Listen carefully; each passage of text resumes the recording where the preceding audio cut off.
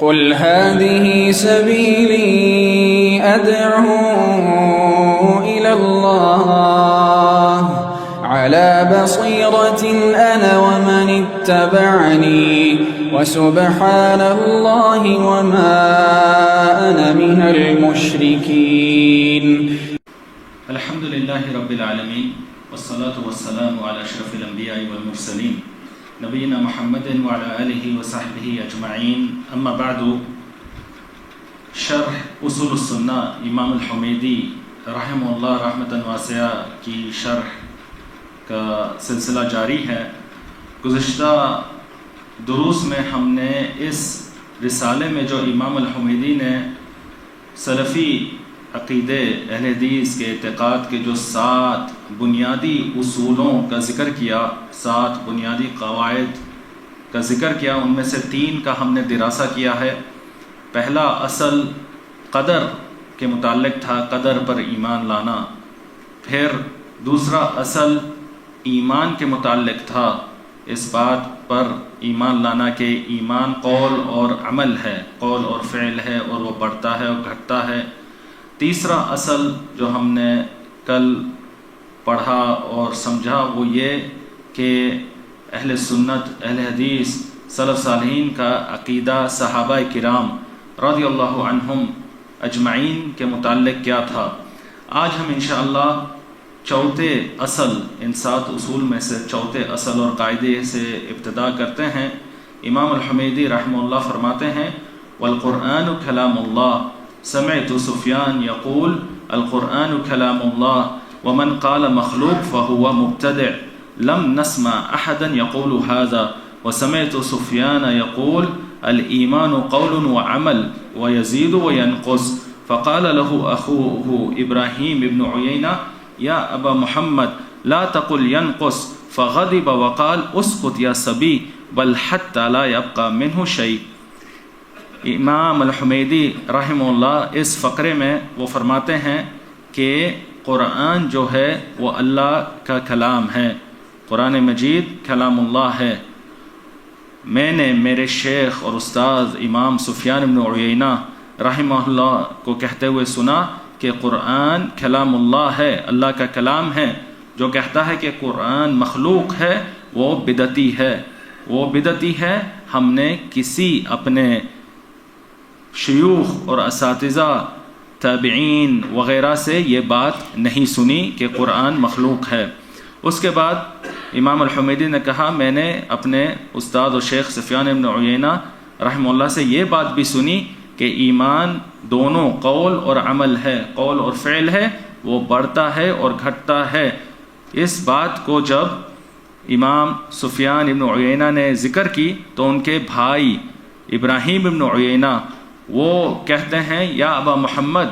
امام سفیان بن عیینہ کو اپنی کنیت سے پکارتے ہوئے کہ اے ابا محمد، یہ نہیں کہو کہ ایمان گھٹتا ہے، یہ نہیں کہو کہ ایمان گھٹتا ہے. تو اس پر امام سفیان بن عیینہ نہایت ہی غصے میں آ گئے اور آپ نے فرمایا خاموش رہو، بلکہ گھٹتا ہے اس حد تک کہ ایمان باقی ہی نہیں رہتا. اس فقرے میں امام الحمیدی نے 3 چیزوں کا ذکر کیا ہے. پہلی چیز کہ قرآن کلام اللہ ہے، قرآن مجید اللہ کا کلام ہے، اور یہی اہل حدیث، اہل سنت والجماعت، سلف صالحین کا عقیدہ ہے کہ قرآن کلام اللہ ہے. اللہ تعالیٰ نے حقیقت میں قرآن کی اللہ تعالیٰ نے تکلم کیا ہے اور وہ اللہ تعالیٰ سے ہم پر نازل ہوا ہے. یہ اللہ تعالیٰ کا کلام ہے جو حقیقی معنوں میں اللہ کا کلام یہ ہم پر نازل کیا گیا.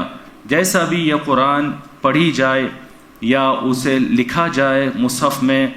اس کی تلاوت کی جائے، جہاں بھی یہ قرآن ہے وہ اللہ کا کلام ہے، وہ اللہ کا کلام ہے. اللہ تعالیٰ نے حقیقت میں اس کی کلام اللہ تعالیٰ نے فرمایا ہے. جبریل علیہ السلام نے اللہ تعالیٰ سے یہ کلام کو سنا، جبریل علیہ السلام نے اللہ تعالیٰ کے اس کلام کو سنا، اور پھر آپ علیہ السلام نے نبی کریم صلی اللہ علیہ وسلم کو یہ کلام پہنچایا، نبی کریم صلی اللہ علیہ وسلم کو پہنچایا، اور نبی کریم صلی اللہ علیہ وسلم نے پھر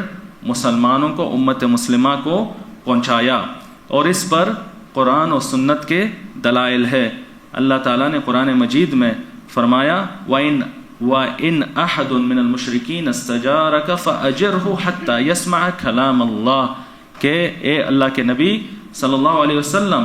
اگر کوئی مشرک، کوئی غیر مسلمان آپ سے پناہ طلب کرتے ہیں تو آپ اسے پناہ دے دیں، اپنے گھر میں آپ اسے پناہ دے دیں تاکہ وہ یسمع کلام اللہ، تاکہ وہ اللہ کا کلام آپ کے گھر میں سن سکیں، اللہ کے کلام کو وہ سن سکیں۔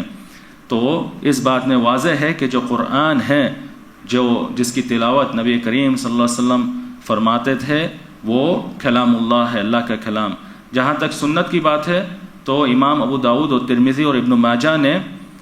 جابر بن عبداللہ رضی اللہ عنہ سے روایت کیا، وہ فرماتے ہیں کان رسول اللہ صلی اللہ علیہ وسلم یعرض نفسه علی الناس فی الموقف فقال الا رجل يحملني الى قومه فان قریشا قد منعوني ان ابلغ کلام ربی کہ نبی کریم صلی اللہ علیہ وسلم جو کفار تھے، جو موسم حج میں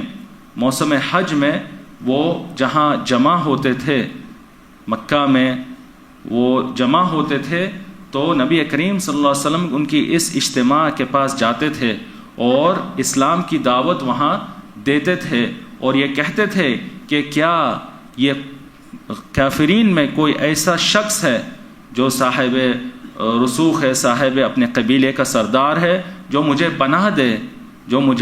پناہ دے کہ میں اس کی قوم کے پاس آ کر دعوت اسلام میں پھیلا سکوں، اسلام کی دعوت دے سکوں، کیونکہ میرے قبیلے نے، قریش نے مجھے منع فرما دیا کہ میں کلام ربی، میرے رب کے کلام کی تبلیغ کروں، میرے رب کی کلام اللہ کی تبلیغ کروں، اور یہ صحیح حدیث ہے۔ دوسرا جو نقطہ اس فقرے میں امام الحمیدی رحمہ اللہ نے ذکر کیا وہ یہ کہ جو کلام اللہ ہے اور اس میں سے قرآن ہے، کلام اللہ جو اللہ تعالیٰ کا کلام ہے اس میں سے قرآن بھی ہے، وہ مخلوق نہیں، اور اس پر بھی قرآن و سنت کے دلائل ہیں۔ اللہ تعالیٰ نے قرآن مجید میں فرمایا الا لہ الخلق والامر کہ اللہ تعالیٰ کے لیے یہ دو چیزیں ہیں، الخلق والامر، الخلق تخلیق، خلقت، اور امر اللہ تعالیٰ کا حکم۔ اس آیت میں اللہ تعالیٰ نے خلق اور امر میں تفریق کی، خلق اور امر میں علیحدہ اللہ تعالیٰ نے ذکر کیا، خلق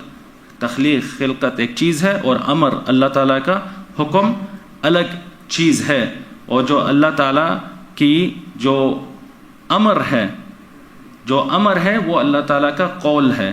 اللہ تعالیٰ کا قول ہے، اور جو خلق ہے وہ اللہ تعالیٰ کا فعل ہے، جو خلق ہے وہ اللہ تعالیٰ کا فعل ہے۔ اللہ تعالیٰ نے قرآن مجید میں کہا قالت ربی انا یکون لی ولد، مریم بنت عمران کی یہ بات اللہ تعالیٰ نے قرآن میں نازل کی، قالت ربی انا یکون لی ولد ولم یمسسنی بشر قال كذلك اللہ یخلق ما یشاء اذا قضى امرا فانما یقول له کن فیکون کہ مریم کو جب عیسیٰ علیہ السلام کی بشارت دی گئی، آپ نے فرمایا کہ اے میرے رب، میں ولادت کیسا کر سکتی ہوں، مجھے ولادت میں کیسا کر سکتی ہوں جب تک کہ مجھے کوئی بشر نے چھوا تک نہیں، مجھے کوئی بشر نے چھوا تک نہیں تو میں ولادت کیسا دے سکتی ہوں۔ اللہ تبارک و تعالیٰ نے کہا کہ یہ اللہ تعالیٰ جیسے چاہے اسے اللہ تعالیٰ پیدا کرتا ہے، اللہ تعالیٰ اس کی خلقت کرتا ہے۔ اللہ تعالیٰ اگر کسی امر، کسی حکم کا فیصلہ کرتا تو وہ بس یہ کہتا ہے کہ کن اور وہ ہو جاتا ہے، کہتا ہے کہ کن ہو جاؤ اور وہ ہو جاتا ہے۔ تو اس آیت میں دلیل ہے کہ عیسیٰ علیہ السلام کی جو تخلیق تھی وہ اللہ تعالیٰ کے امر سے تھی، اللہ تعالیٰ کے امر سے تھی، اور وہ اللہ تعالیٰ کا قول ہے کن، کہ ہو جاؤ، اور وہ ہو گیا، تو جو قرآن ہے وہ اللہ تعالیٰ کا امر ہے، اللہ تعالیٰ کا قول ہے، اللہ تعالیٰ کا کلام ہے، اور وہ خلق کے علیحدہ ہے۔ خلقت تخلیق الگ چیز ہے اور امر الگ ہے، اور قرآن امر میں سے ہے، اللہ تعالیٰ کا قول ہے، تو قرآن مخلوق نہیں، قرآن مخلوق نہیں۔ جہاں تک سنت مطہرہ احادیث کا سوال ہے تو کثرت سے احادیث آئی ہیں جس میں نبی کریم صلی اللہ علیہ وسلم نے یہ ہدایت دی مسلمانوں کو کہ وہ شر سے کلمات اللہ، اللہ تعالیٰ کے کلام اور کلمات سے وہ حفاظت طلب کریں، وہ حفاظت طلب کریں، جیسا کہ امام مسلم نے اپنی صحیح میں خولہ بنت حکیم السلمیہ رضی اللہ عنہا سے روایت کی کہ آپ نبی کریم صلی اللہ علیہ وسلم نے فرمایا من نزل منزلا ثم قال اعوذ بکلمات اللہ التامات من شر ما خلق لم يضره شيء حتى يرتحل من منزله ذلك، کہ کوئی شخص اگر کوئی جگہ نازل ہوتا، قیام فرماتا، کوئی جگہ آرام کرتا، تو اگر وہ اس جگہ پر پہنچ کر یہ ذکر کرتا کہ اعوذ بکلمات اللہ التامات من شر ما خلق، کہ میں اللہ تعالیٰ سے پناہ مانگتا ہوں، اللہ تعالیٰ کی کلمات، اللہ تعالیٰ کے کلام سے پناہ مانگتا ہوں ہر چیز کے شر سے جو اللہ تعالیٰ نے پیدا کی، ہر شر سے جو اللہ تعالیٰ نے پیدا کی، اس کو کوئی چیز نقصان نہیں پہنچائے گی جب تک وہ اس جگہ سے ہٹ نہیں جاتا، جب تک اس جگہ پر باقی ہے کوئی چیز اس کو نقصان نہیں دیتی۔ اس حدیث میں نبی کریم صلی اللہ علیہ وسلم نے یہ ہدایت دی کہ مسلمان اللہ تعالیٰ کے کلمات، اللہ تعالیٰ کے کلام سے پناہ مانگے، اور اگر یہ کلمات مخلوق ہوتے ہیں، اگر مخلوق ہوتے ہیں تو یہ شرک ہو جاتا، مخلوق سے پناہ مانگنا، استعاذہ کرنا یہ شرک ہے۔ تو اس سے یہ بات ثابت ہوئی کہ کلمات اللہ، کلام اللہ یہ مخلوق نہیں، یہ مخلوق نہیں۔ اس کے بعد امام الحمیدی رحمہ اللہ نے امام سفیان بن عیینہ اپنے شیخ استاد سے یہ بات نقل کی کہ جو کہتا ہے کہ قرآن مخلوق ہے وہ بدعتی ہے، ہم نے کسی سے یہ بات نہیں سنی۔ کس سے نہیں سنی؟ یعنی ائمہ اہل حدیث، ائمہ اہل سنہ والجماعہ، ائمہ سلف صالحین، امام سفیان بن عیینہ اتباع التابعین کے بہت بڑے امام، تو ان کے جو شیوخ اور اساتذہ تابعین کے بڑے ائمہ اور ان کے جو شیوخ اساتذہ صحابہ کرام، کسی سے یہ بات نہیں مروی کہ قرآن مخلوق ہے، کہ قرآن مخلوق ہے۔ جیسا گزشتہ مسائل گزرے، قدر کا مسئلہ، ایمان کا مسئلہ، صحابہ کا مسئلہ، اسی طریقے سے اس مسئلے میں بھی، قرآن کے مسئلے میں بھی اہل سنت، اہل حدیث، سلف صالحین کے منہج کو مخالفت کرتے ہوئے مختلف بدعتی گروہ پیدا ہوئے جو مختلف غلو کے منہج پر چلتے ہوئے ادھر دائیں بائیں حد پر کھڑے ہوئے۔ ان میں سے جو بعض فرقے ہیں جنہوں نے اہل حدیث، اہل سنہ کی اس قرآن کے مسئلے میں مخالفت کی، ان میں سے الجہمیہ ہے، جہمیہ کا فرقہ، ان کا یہ عقیدہ ہے، یہ باطل عقیدہ ہے کہ اللہ تعالیٰ کو کلام کی کوئی صفت سے موصوف ہی نہیں، اللہ تعالیٰ کلام کی صفت سے موصوف ہی نہیں۔ وہ قرآن کے بارے میں یہ عقیدہ رکھتے ہیں کہ اللہ تعالیٰ نے قرآن کو پیدا کیا، قرآن کی خلقت کی، وہ مخلوق ہیں، اور بس اس کو یہ آیات میں کلام بس نام کے اعتبار سے رکھا، صرف نام کے اعتبار سے رکھا، وہ مخلوق ہے، اللہ تعالیٰ نے قرآن کو پیدا کیا۔ جو دوسرا فرقہ ہے وہ معتزلہ کا فرقہ، معتزلہ، ان کا یہ باطل عقیدہ ہے کہ اللہ تعالیٰ نے قرآن کی تخلیق کی، قرآن کو پیدا کیا یا تو ہوا میں، یا تو جبریل علیہ السلام کے نفس اور ذات میں، یا دیگر کچھ اور مخلوقات میں، اور اس کا صرف نام ان آیات وغیرہ میں کلام رکھا کہ وہ مخلوق ہے، اللہ تعالیٰ نے مخلوقات میں اس کو پیدا کیا۔ تو مثال کے طور پہ جیسا اللہ تعالیٰ نے قرآن مجید میں فرمایا وَكَلَّمَ اللَّهُ مُوسَى تَكْلِيمًا، کہ اللہ تعالیٰ نے موسیٰ علیہ السلام سے کلام کیا، اور پھر اس کی تاکید کی تکلیما کہ اللہ تعالیٰ نے موسیٰ سے ڈائریکٹ کلام کیا، اس لیے موسیٰ علیہ السلام کو کلیم اللہ بھی کہا جاتا ہے۔ تو اس آیت کے بارے میں معتزلہ جیسے بدعتی فرقہ کا یہ عقیدہ ہے کہ اللہ تعالیٰ نے اس کلام کو جو درخت تھا اس میں تخلیق فرمائی، اس میں خلق کیا، اس میں خلقت کی، اور پھر اس درخت نے موسیٰ علیہ السلام سے بات کی، موسیٰ علیہ السلام سے بات کی۔ جہمیہ اور معتزلہ کا یہ عقیدہ کہ اللہ تعالیٰ نے قرآن کی تخلیق کی، وہ مخلوق ہے، یہ باطل ہے نقل کے اعتبار سے اور عقل کے اعتبار سے بھی۔ نقل نصوص کے اعتبار سے، نصوص کے اعتبار سے قرآن سنت کی جو نصوص ہے جیسا کہ بعض دلائل گزرے ہیں، بلکہ یہ آیت وَكَلَّمَ اللَّهُ مُوسَىٰ تَكْلِيمًا کہ اللہ تعالیٰ نے موسیٰ سے ڈائریکٹ بات کی، تو اللہ تعالیٰ نے اس آیت میں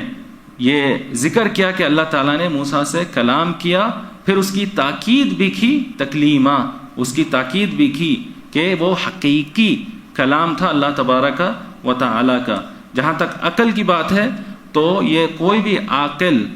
سمجھ سکتا ہے کہ جب کوئی کلام متکلم کی طرف اضافہ کیا جاتا ہے، کلام اللہ، کلام کو اس کے متکلم کی طرف منسوب کیا جاتا ہے تو اس سے حقیقت ہی مراد ہے،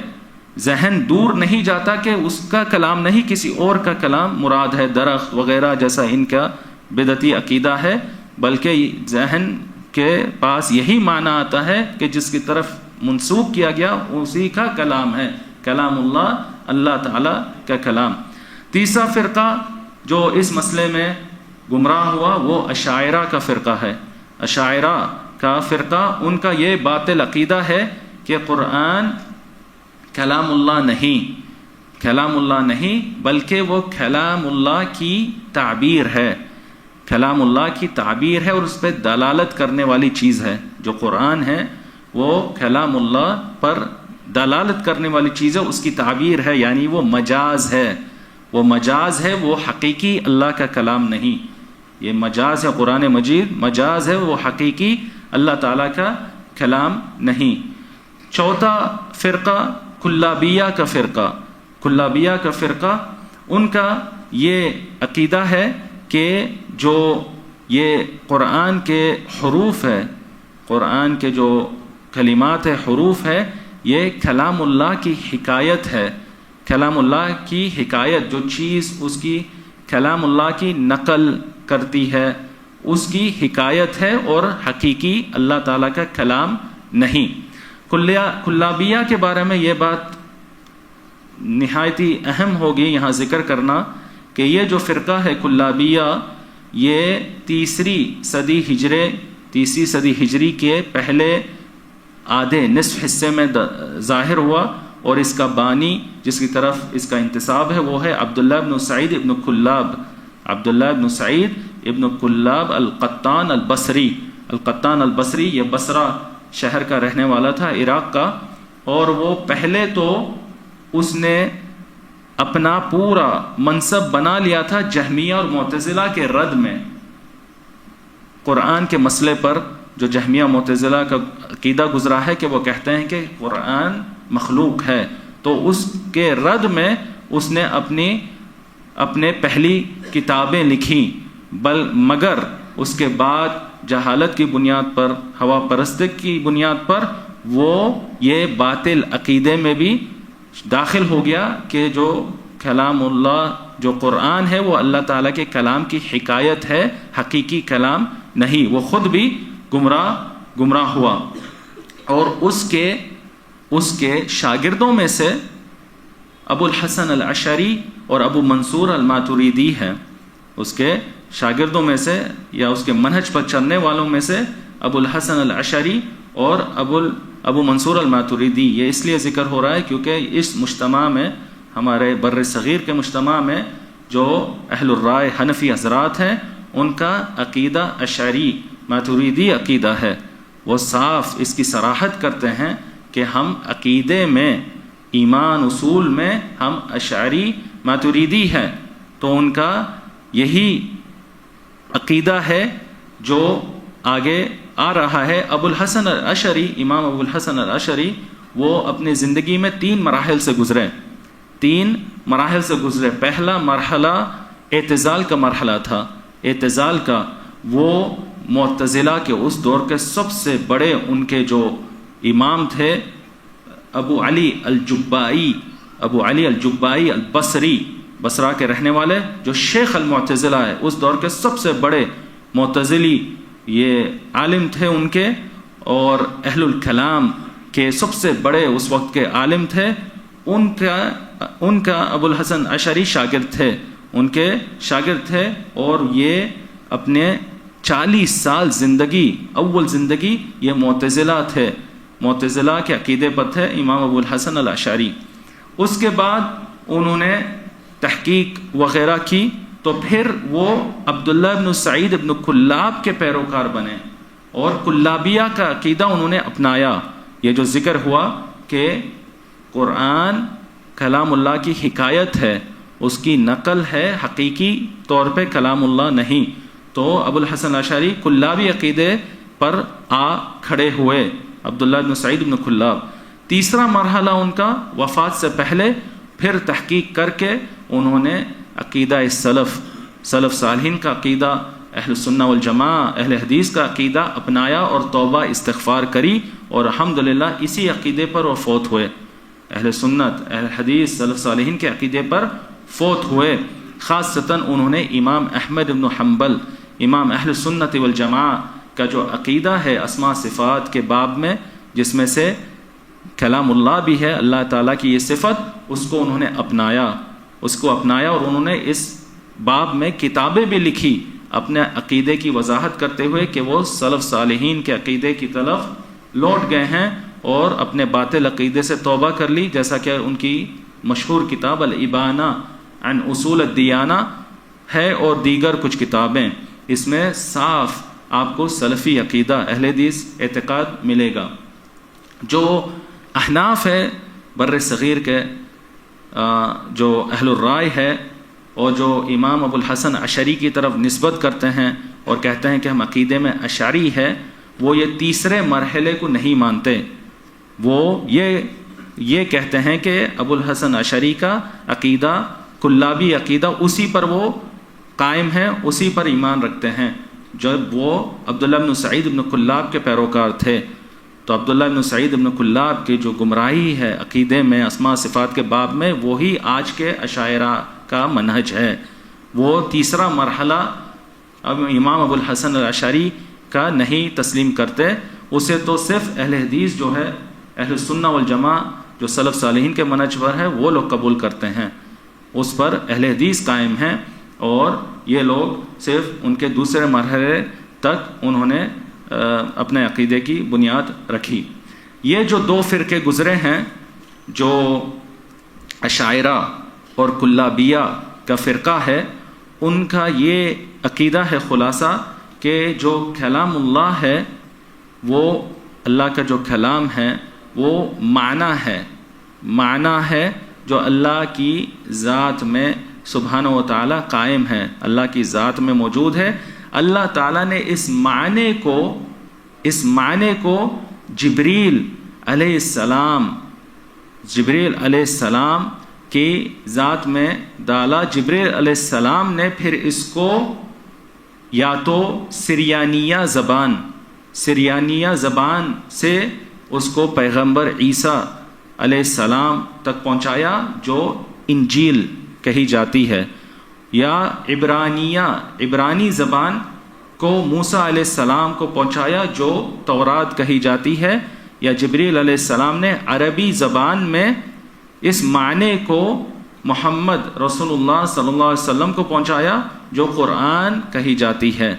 یعنی ان کا یہ عقیدہ ہے کہ کلام اللہ کا کلام معنی ہے۔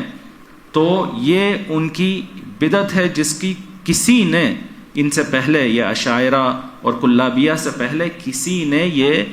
بات نہیں کی سلف صالحین میں سے، کہ جو کلام ہے وہ صرف معنی ہے اور لفظ نہیں۔ صرف کلام جو ہے معنی ہے، لفظ نہیں، بلکہ جو نصوص شرعیہ ہے، جو عقل دلالت کرتی ہے، بلکہ اہل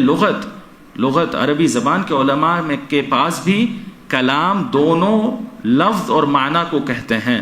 کلام لفظ اور معنی دونوں کو کہتے ہیں. تو انہوں نے یہ بدعت ایجاد کی کہ کلام صرف معنی ہے، صرف معنی ہے. تیسرا نقطہ اس فقرے میں امام الحمیدی نے یہ فرمایا کہ ایمان قول اور عمل ہے، دونوں قول اور فعل ہے، بڑھتا ہے گھٹتا ہے، حتیٰ کہ اس میں اس کا کوئی حصہ باقی نہیں رہتا، حتیٰ کہ کوئی ایمان کا حصہ باقی نہیں رہتا. اور یہ امام الحمیدی نے اگرچہ یہ نقطہ، یہ دوسرا اصل گزر چکا ہے، اس کے بعد انہوں نے تیسرا اصل ذکر کیا جو ہمارے ساتھ کل گزرا ہے صحابہ کے بارے میں، پھر اب یہ چوتھا اصل ذکر کیا کلام اللہ کے بارے میں، کہ قرآن کے بارے میں، پھر انہوں نے واپس دوسرے نقطے کے پاس وہ آئے، اس لیے کہ امام سفیان بن عیینہ کے قول کی مناسبت سے، جب انہوں نے امام سفیان بن عیینہ کا قول نقل کیا قرآن کے بارے میں کہ قرآن کلام اللہ ہے، مخلوق نہیں، تو اسی مناسبت سے انہوں نے اور بھی یہ فائدہ امام سفیان بن عیینہ سے نقل کیا ایمان کے متعلق. تو جو ایمان کی بات ہے وہ گزر چکی ہے گزشتہ درس میں کہ ایمان قول اور فعل ہے، بڑھتا ہے گھٹتا ہے. یہاں پہ ایک مزید فائدہ یہ ہے کہ جب سفیان بن عیینہ نے یہ بات کہی کہ گھٹتا ہے، تو ان کے بھائی ابراہیم بن عیینہ جو ان سے چھوٹے تھے، ان سے کم عمر تھے، انہوں نے کہا کہ یہ نہیں کہو گھٹتا ہے. تو یہ جو ان کی منع، ان کا روکنا ہے اس بات کہنے سے کہ ایمان گھٹتا ہے، یہ بعض اوائل سلف سے مروی ہے. جو اوائل سلف صالحین ہیں، جو پہلے پرانے سلف صالحین میں سے بعض اماموں سے یہ بات مروی ہے، مگر اس کو صحیح طریقے سے سمجھنا چاہیے کہ ان کا انکار یا منع کرنا صرف لفظ کے اعتبار سے ہے، معنی کے اعتبار سے نہیں، کہ انہوں نے صرف یہ لفظ کہنا کہ ایمان ینقص گھٹتا ہے، اس لفظ کا انہوں نے صرف انکار کیا، اس معنی کا نہیں کہ ایمان گھٹتا ہے. وہ سب اس پہ متفق ہے کہ ایمان بڑھتا ہے اور گھٹتا ہے، مگر یہ لفظ استعمال کرنا ینقص نقص، وہ اس کی بعض نے انکار کیا، اس لیے کہ ان کا یہ دعویٰ تھا کہ یہ لفظ قرآن اور سنت میں نہیں آیا ہے، قرآن اور سنت میں نہیں آیا ہے. کل کے درس میں بھی جو آیات پڑھی گئی ایمان کے بڑھنے اور گھٹنے کے دلائل، اس میں یزداد، ازداد، زیادت کا لفظ آیا ہے، زیادت کا لفظ آیا ہے، نقص کا لفظ نہیں. تو انہوں نے اس لفظ کو انکار کیا کہ ینقص نہ کہا جائے، مگر اس کی حقیقت کا انکار نہیں کیا کہ ایمان گھٹتا ہے. بعض یہ اوائل سلف صالحین سے مروی ہے کہ وہ کہتے تھے الایمان یتفاضل، الایمان یتفاضل، جیسا امام مالک بن انس رحمہ اللہ سے مروی ہے. یعنی اس بات کے بجائے کہ ایمان یزید و ینقص بڑھتا گھٹتا ہے، وہ اس کلمہ ینقص سے بچنے کے لیے وہ کہتے تھے الایمان یتفاضل، کہ ایمان درجات میں مختلف ہوتا ہے، درجات میں اس کا مختلف درجات ہوتے ہیں. تو معنی وہی کہ ایمان بڑھتا ہے اور گھٹتا ہے، مگر اس کے بعد اہل سنت، اہل الحدیث، سلف صالحین کا اجماع قائم ہوا اس تعبیر پر کہ ایمان یزید و ینقص، الایمان یزید و ینقص، ایمان بڑھتا ہے اور گھٹتا ہے. تو یہاں پر ابراہیم بن عیینہ نے اس لفظ کے ینقص کہنے پر انکار کیا کہ نہیں کہو، حقیقت کا انکار نہیں کیا کہ ایمان گھٹتا ہے. اور صحیح یہی ہے کہ یہ لفظ نقص کا یہ شریعت میں اس کی دلیل موجود ہے، شریعت میں اس کی دلیل موجود ہے. دین کی کمی، دین کے نقص، یہ لفظ کی شریعت میں دلیل موجود ہے، اور وہ صحیح بخاری کی حدیث ہے جس میں نبی کریم صلی اللہ علیہ وسلم نے عورتوں کو مخاطب ہو کر آپ صلی اللہ علیہ وسلم نے فرمایا ما رأیت من ناقصات دین وعقل اذهب للب الرجل الحازم، کہ میں نے تم سے یعنی عورتوں سے زیادہ کوئی دین میں کم نقص والی کوئی نہیں دیکھا اور عقل میں کم والے نہیں دیکھا، جو کوئی عقل مند مرد کی بھی عقل کو میں تاثر پیدا کر دے، اس پہ متاثر ہو جائے۔ تو یہاں پر اس حدیث میں ناقصات دین کا لفظ ہے، ناقصات دین میں نقص، دین اسلام میں کمی، اور دین میں نقص یہی ایمان کی کمی ہے، نقص ایمان کی کمی ہے۔ اس کے بعد امام سفیان بن عیینہ رحمہ اللہ نے فرمایا کہ ایمان گھٹتا ہے حتیٰ کہ کوئی اس کا جز باقی نہیں رہتا، کہ ایمان کا کوئی حصہ باقی نہیں رہتا۔ اور یہ بات بڑے بڑے ائمہ سے بھی منقول ہیں، جیسا کہ امام الاوزاعی رحمہ اللہ جو اتباع التابعین کے بہت بڑے امام گزرے ہیں، امام ابو العباس الاسم نے اپنی کتاب الجز، اور امام اللالکائی شرح اصول اعتقاد اہل سنہ والجماعہ میں عقبہ ابن علقمہ سے روایت کرتے ہیں، وہ فرماتے ہیں سألت الاوزاعی عن الایمان ایزید قال نعم حتی یکون کالجبال قلت فینقص قال نعم حتی لا یبقى منہ شیء، کہ میں نے امام الاوزاعی سے سوال کیا کہ ایمان کیا بڑھتا ہے؟ آپ نے کہا ہاں، حتیٰ کہ وہ پہاڑوں جیسا ہو جاتا ہے، یعنی مضبوطی میں، اعلیٰ درجات میں پہاڑ جیسا ہو جاتا ہے۔ پھر میں نے ایک سوال کیا کہ ایمان گھٹتا ہے؟ آپ نے کہا ہاں، حتیٰ کہ اس میں سے کوئی چیز باقی نہیں رہتی۔ اسی طریقے سے امام اسحاق بن راہویہ رحمہ اللہ سے مروی ہے، جو بہت بڑے امام گزرے ہیں، امام اسحاق بن منصور الکوسج رحمہ اللہ اپنی کتاب مسائل امام احمد اور اسحاق بن راہویہ میں یہ قول نقل کیے ہیں کہ قال اسحاق الایمان قول وعمل یزید وینقص حتی لا یبقى منہ شیء قال اسحاق بن منصور وانا اقول بها، کہ امام اسحاق بن راہویہ نے کہا ایمان قول اور عمل ہے، وہ بڑھتا ہے گھٹتا اس حد تک ہے کہ اس کی کوئی چیز باقی نہیں رہتی۔ اس بات کو نقل کرنے کے بعد امام اسحاق بن منصور الکوسج نے کہا اور میں بھی اسی پر عقیدہ رکھتا ہوں۔ اس بات کو بعض علماء نے مشکل پایا، یہ کہنا کہ مومن کا ایمان گھٹتا ہے اس حد تک کہ ایمان باقی نہیں رہتا، تو اس کو بعض علماء نے اس کو مشکل پایا، تو اس کے تین تشریحات کی گئی اس بات کی کہ ایمان گھٹتا ہے حتیٰ کہ کوئی ایمان نہیں رہتا، اس کے 3 تشریحات کی گئی۔ پہلی تشریح یہ کہ اس سے مراد ایمان الکامل ہے، اس سے مراد ایمان الکامل ہے، الایمان المطلق ہے، مطلق الایمان نہیں، اصل الایمان نہیں۔ جیسا کہ کل کے درس میں گزرا، ایمان علماء نے 2 قسموں میں تقسیم کیا، الایمان المطلق جو کامل مکمل سب سے اعلیٰ درجے کا ایمان ہے، اور دوسرا مطلق الایمان جو اس ایمان کی اصل، اس کی بنیاد ہے، جو ایمان کی اصل اور بنیاد ہے۔ تو یہ علماء کے اس بات میں کہ ایمان گھٹتا ہے حتیٰ کہ اس کا کوئی چیز باقی نہیں رہتی، اس سے مراد ایمان کامل ہے، ایمان کامل گھٹتا ہے حتیٰ کہ ایمان کامل باقی نہیں رہتا، مگر مطلق ایمان رہتا ہے،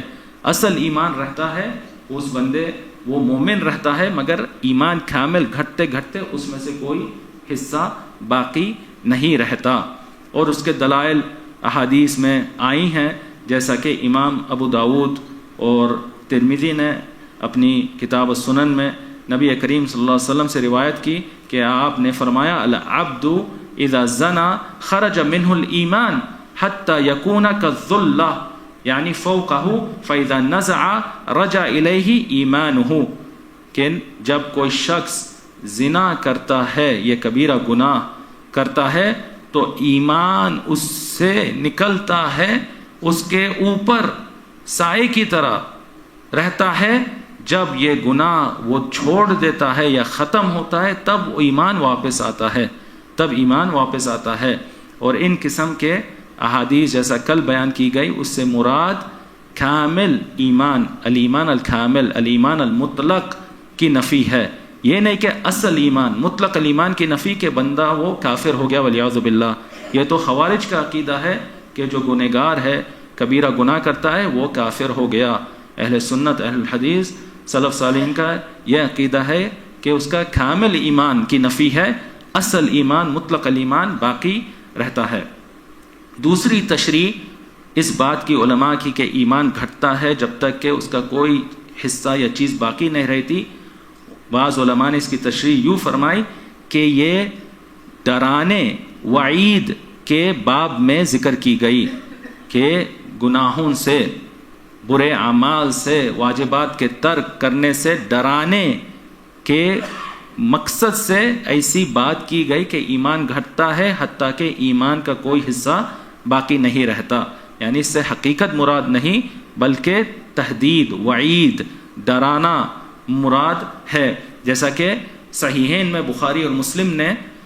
نبی کریم صلی اللہ علیہ وسلم سے روایت کی، وہ فرماتے ہیں لا يدخل الجنت قطات، کہ جو قطات ہے یعنی جو نمام ہے، جو نمیمہ کرتا ہے، لوگوں کی بات یہاں سے سن کر وہاں سناتا ہے، اس کی بات سن کر وہاں سناتا ہے، لوگوں میں فتنہ پیدا کرتا ہے، یہ شخص جنت میں داخل نہیں ہوگا، یہ شخص جنت میں داخل نہیں ہوگا۔ اس کی مراد یہ ہے کہ تہدید، وعید، اس برے کام، اس گناہ سے ڈرایا جائے، نمیمہ سے ڈرایا جائے، یہ نہیں کہ یہ شخص والعیاذ باللہ کافر ہو گیا کہ وہ جنت میں نہیں داخل ہوگا، بلکہ وہ موحدین جو توحید پر ہے وہ بہرکیف جنت میں داخل ہوگا۔ اس گناہ سے ڈرانا مقصد ہے، اس گناہ سے ڈرانا مقصد ہے۔ تیسری تشریح بعض علماء نے یہ کی اس بات کی کہ ایمان گھٹتا ہے حتیٰ کہ کوئی حصہ، اس کا شے باقی نہیں رہتی۔ بعض نے یہ تشریح کی ہے کہ ان ائمہ سفیان ابن عیینہ اور اوزاعی اور اسحاق ابن راہویہ وغیرہ کا یہ مراد ہے کہ جو گناہیں ہیں وہ ایمان کو گھٹاتی ہیں اور وہ اس حد تک پہنچاتی ہے کہ بندہ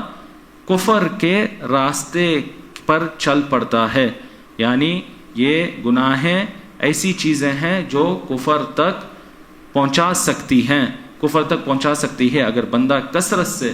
گناہیں کریں اور اس پہ یہ گناہ غالب ہو جائے، اس پہ ڈر ہے، خوف کہ وہ کفر تک پہنچ جاتا ہے، کفر تک پہنچ سکتا ہے۔ تو یہ ائمہ کا اس بات کی تشریح ہے، ایمان گناہوں کی وجہ سے، واجبات فرائض چھوڑنے کی وجہ سے گھٹتا ہے حتیٰ کہ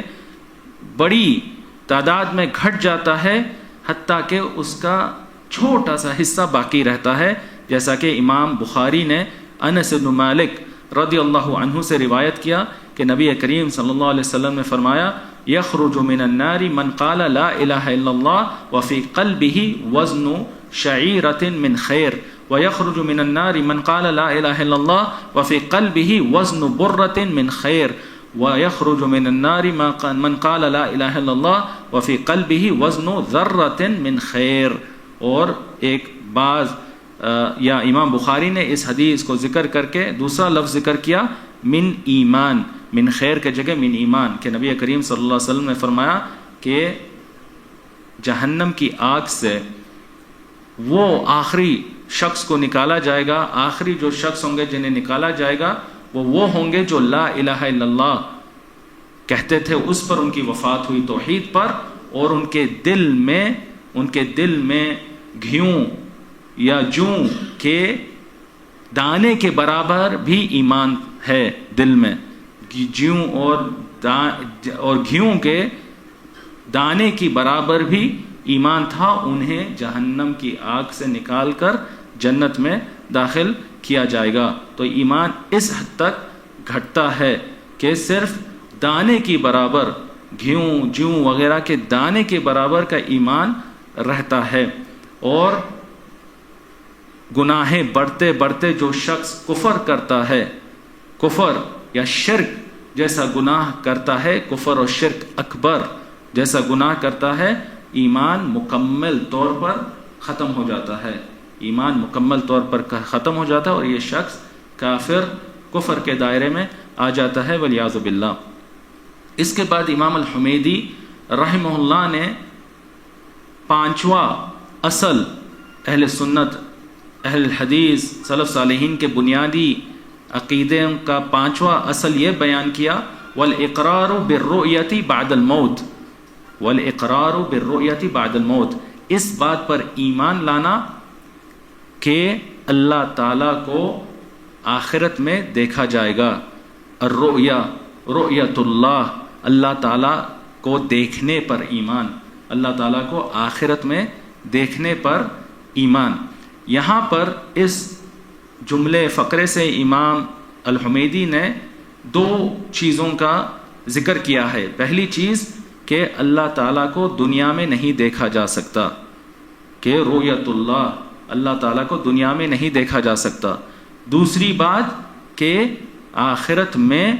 جو مومنین ہیں وہ اللہ تعالیٰ کو دیکھیں گے، آخرت میں رؤیت اللہ کی تحقیق ہوگی، اللہ تعالیٰ کو دیکھا جائے گا۔ نبی کریم صلی اللہ علیہ وسلم نے صحیح مسلم میں حدیث ہے، آپ نے فرمایا اعلموا ان احدا منکم لن یرى ربہ حتی یموت، یہ جان لو اے مومنو کہ تم میں سے کوئی اپنے رب اللہ تبارک و تعالیٰ کو نہیں دیکھ سکتا جب تک کہ وہ وفات نہیں پاتا، یعنی اس دنیا میں کوئی اللہ تعالیٰ کو نہیں دیکھ سکتا۔ اور یہ مسئلہ بھی رؤیت اللہ، اللہ تعالیٰ کو دیکھنے کا جو مسئلہ ہے، اس میں بھی اہل بدعت نے، اہل حدیث، سلف صالحین، اہل سنہ والجماعہ کے عقیدے کی مخالفت کی، اور جہمیہ اور معتزلہ اور رافضہ شیعہ جیسے بدعتی فرقوں نے اس رؤیا کا انکار کیا کہ اللہ تعالیٰ کو آخرت میں دیکھا جائے گا۔ اور یہ رؤیت اللہ، اللہ تعالیٰ کو دیکھنا قرآن مجید اور سنت ہی نہیں بلکہ متواتر سنت سے ثابت ہے، متواتر احادیث سے ثابت ہے۔ رؤیت اللہ کا مسئلہ جو ہے وہ تواتر سے ثابت ہے کہ اتنی راویوں نے، اتنے احادیث آئی ہیں، اتنے راویوں نے روایت کیا ہے، ہر طبقے میں سند کے، صحابہ کا طبقہ، اتنے صحابہ نے روایت کیا، تابعین کا طبقہ، اتباع التابعین کا طبقہ، اتنے راوی ہے کہ یہ ناممکن ہے کہ یہ بات غلطی خطا، یہ احادیث میں کوئی غلطی خطا ہو سکتی چھے جائے کہ کوئی جھوٹ اس بات میں نبی کریم صلی اللہ علیہ وسلم پر اس حدیث میں گاڑا گیا ہو، تو متواتر احادیث سے ثابت ہے۔ قرآن مجید کی دلائل میں سے کہ ایمان مومنین جو ہے آخرت میں اللہ تعالیٰ کو دیکھیں گے، اس میں اللہ تعالیٰ کا یہ فرمان ہے وجوہ یومئذ ناظرہ الی ربہا ناظرہ، کہ اس دن، قیامت کے دن، آخرت میں کچھ چہرے، جو بعض چہرے ہیں وہ روشن ہوں گے کہ وہ اپنے رب اللہ تبارک و تعالیٰ کی طرف دیکھتے رہیں گے، اللہ تعالیٰ کی طرف اپنے آنکھوں سے وہ دیکھیں گے، اپنے آنکھوں سے، اپنے روشن چہروں سے وہ دیکھیں گے۔ اسی طریقے سے اللہ تعالیٰ نے قرآن مجید میں فرمایا للذین احسنوا الحسنى وزیادہ، کہ جو لوگ اس دنیا میں خیر کرتے ہیں، جو اچھے کام کرتے ہیں، اعمال صالح کرتے ہیں، اللہ تعالیٰ ان کو آخرت میں حسنہ اور زیادہ دے گا۔ حسنہ، خیر کا بدل خیر دے گا، بلکہ اس پہ زیادہ اور بھی مزید دے گا، اور بھی مزید دے گا۔ یہ مزید زیادہ کیا چیز ہے، اس کی تفسیر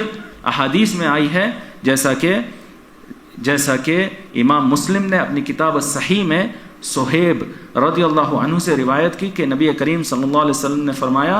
اذا دخل اہل الجنة الجنہ یقول اللہ تبارک و تعالی تريدون شيئا ازیدکم فیقولون الم تبید وجوہنا الم تدخلنا الجنہ وتنجنا من النار قال فیکشف الحجاب فما اعطوا شيئا احب اليهم من النظر الى ربهم عز وجل ثم تلا هذه الآية للذین احسنوا الحسنى وزیادہ، کہ نبی کریم صلی اللہ علیہ وسلم نے ایک دن فرمایا کہ جب سارے جو جنتی ہیں وہ جنت میں داخل ہو جائیں گے، تمام جنتی جب جنت میں داخل ہو جائیں گے، اللہ تعالیٰ ان سے کہے گا کہ کیا تمہیں اور بھی کوئی چیز چاہیے جس کا میں اضافہ کروں، تو یہ اہل الجنہ جنتی کہیں گے کہ اس سے زیادہ اور کیا اضافہ ہو سکتا ہے؟ آپ نے ہمارے چہروں کو روشن کیا، آپ نے ہمیں جنت میں داخل کیا اور جہنم کی آگ سے بچایا، اس کے بعد اور کیا اضافہ ہو سکتا ہے؟ فَيَكْشِفُ الْحِجَابِ، تو جو ان جنتیوں اور اللہ تعالیٰ کے بیچ جو حجاب ہے اس کو اٹھا دیا جائے گا، اور وہ اپنی آنکھوں سے اپنے رب اللہ تبارک کی طرف دیکھیں گے، تو اس سے بڑی اور محبوب چیز وہ اور کوئی نہیں پائیں گے، اس سے بڑی نعمت اور فضیلت ان کے لیے نہیں ہوگی۔ نبی کریم صلی اللہ علیہ وسلم نے پھر یہ آیت کی تلاوت کی، للذین احسنوا الحسنى وزیادہ، جو لوگ ایمان پر نیک صالح اعمال اس دنیا میں کیے ان کو اللہ تعالیٰ اس کا خیر بدل عطا کرے گا، اور زیادہ اضافہ جو رؤیت اللہ ہے، اللہ تعالیٰ کو دیکھنا ہے۔ شیخ الاسلام ابن تیمیہ رحمہ اللہ اپنی کتاب مجموع الفتاوی میں فرماتے ہیں، لا خلاف بین القائلین بالرؤیا فی ان رؤیتہ من اعظم کرامات اہل الجنہ، کہ جو سلف صالحین ہیں ان کے بیچ میں کوئی اختلاف نہیں کہ جو رؤیت اللہ ہے، اللہ تعالیٰ کو دیکھنا ہے آخرت میں، یہ سب سے بڑی ان کی فضیلت ہے اور نعمت ہے، سب سے بڑی جو کرامت ان کے لیے ہوگی اور جس سے ان کا اکرام ہوگا وہ رؤیت اللہ ہے، اللہ تعالیٰ کو دیکھنا ہے۔ تو جو شخص، جو بدعتی گروہوں نے اس رؤیت اللہ تعالیٰ کو دیکھنے کا انکار کیا، انہوں نے پہلی چیز تو اپنی عقیدے کا افساد کیا، اپنے عقیدے کو برباد کیا اس بدعت کے ذریعے۔ دوسری چیز، انہوں نے اپنے عمل کو بھی برباد کیا کہ انہوں نے یہ جو رؤیت اللہ کا شوق ہے، اللہ تعالیٰ کو آخرت میں دیکھنے کا جو شوق ہے اور اللہ تعالیٰ سے ملنے کی جو شوق ہے اس کو بھی ختم کروا دیا۔ ان کی اس بدعت سے، رؤیت اللہ کے انکار سے عمل کو بھی برباد کیا۔ جہاں تک احادیث ہیں تو جیسا کہ ہم نے فرمایا متواتر احادیث آئی ہیں، متواتر احادیث، مختلف الفاظ، مختلف سیاق کے احادیث آئی ہیں جس میں رؤیت اللہ تعالیٰ کو آخرت میں دیکھنا ثابت ہے۔ یہ کثیر تعداد میں صحابہ سے صحیح سندوں کے ساتھ مروی ہے۔ امام ابن حجر العسقلانی رحمہ اللہ اپنی کتاب فتح الباری شرح صحیح البخاری میں فرماتے ہیں، جمع الدارقطنی طرق الاحادیث الواردہ فی رؤیت اللہ تعالی فی الآخرہ فزادت علی 20 وتتبعها ابن القیم فی حادی الارواح فبلغت 30 واکثرها جیاد واسند الدارقطنی ان یحیی بن معین قال عندي 17 حدیثا فی الرؤیا صحا، کہ امام دارقطنی بہت بڑے پائے کے محدث حافظ، انہوں نے رؤیت اللہ کو آخرت میں دیکھنے کی احادیث کو جمع کیا تو انہوں نے 20 سے زائد صحابہ کے احادیث پایا، 20 سے زائد صحابہ نے رؤیت اللہ کی احادیث کو روایت کیا، مختلف الفاظ، مختلف سیاق کے ساتھ، جس میں ابو ہریرہ ہے، عبداللہ بن عمرو بن العاص ہے، عائشہ رضی اللہ عنہم وغیرہ ہے۔ اور امام ابن القیم نے اپنی بہترین کتاب حادی الارواح میں بھی یہ مسئلے کی احادیث کو جمع کیا تو 30 سے زیادہ احادیث جمع کی۔ غالب یہ احادیث اچھی اور مقبول اسانید کے ساتھ مروی ہے۔ اور امام دارقطنی نے امام یحییٰ بن معین سے روایت کیا، وہ فرماتے ہیں کہ میرے حافظے میں جو امام یحییٰ بن معین بڑے پائے کے امام حافظ، امام الجرح و تعدیل کے لقب سے مشہور ہے، روات کے حکم لگانے میں سب سے بڑے وہ امام اور مرجع تھے، کہ میرے حافظے میں 17 حدیثیں رؤیت اللہ تعالیٰ کو آخرت میں دیکھنے کی صحیح ثابت ہے۔ ان میں سے ایک حدیث پہ اکتفا کرتے ہیں کہ امام بخاری اور مسلم نے ابو ہریرہ اور ابو سعید الخدری رضی اللہ عنہما دونوں سے روایت کیا کہ قال اناس یا رسول اللہ هل نرى ربنا يوم القيامة فقال هل تدارون في الشمس ليلة دونها سحاب قالوا لا يا رسول الله قال هل تدارون في القمر ليلة البدر ليس دونه سحاب قالوا لا يا رسول الله قال فإنكم ترونه يوم القيامة كذلك کہ ایک دن نبی کریم صلی اللہ علیہ وسلم کے صحابہ بعض لوگ کہنے لگے کہ اے اللہ کے رسول صلی اللہ علیہ وسلم کیا ہم اپنے رب اللہ تبارک و تعالیٰ کو قیامت کے دن آخرت میں دیکھیں گے؟ تو آپ صلی اللہ علیہ وسلم نے اس کا جواب دیا کہ کیا تم سورج کو دیکھنے میں کوئی مشکل پاتے ہو؟ ایسے دن جب کوئی بادل نہ ہو کیا کوئی مشکل پیش آتی ہے؟ تو صحابہ نے کہا نہیں اللہ کے نبی صلی اللہ علیہ وسلم۔ پھر اللہ کے رسول صلی اللہ علیہ وسلم نے کہا کیا تم چاند کو 15ویں رات جس میں چاند مکمل ہوتا ہے اور کوئی بادل نہیں، کیا تم ایسی رات کو چاند دیکھنے میں تمہیں کوئی مشکل دشواری ہوتی ہے؟ تو آپ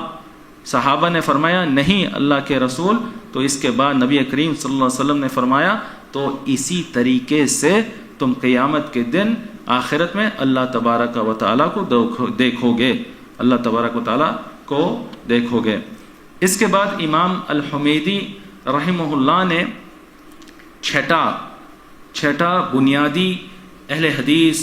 سلف صالحین اہل السنہ والجماع کا عقیدے کا اصل ذکر کیا ہے، اور اس کے متعلق وہ فرماتے ہیں وما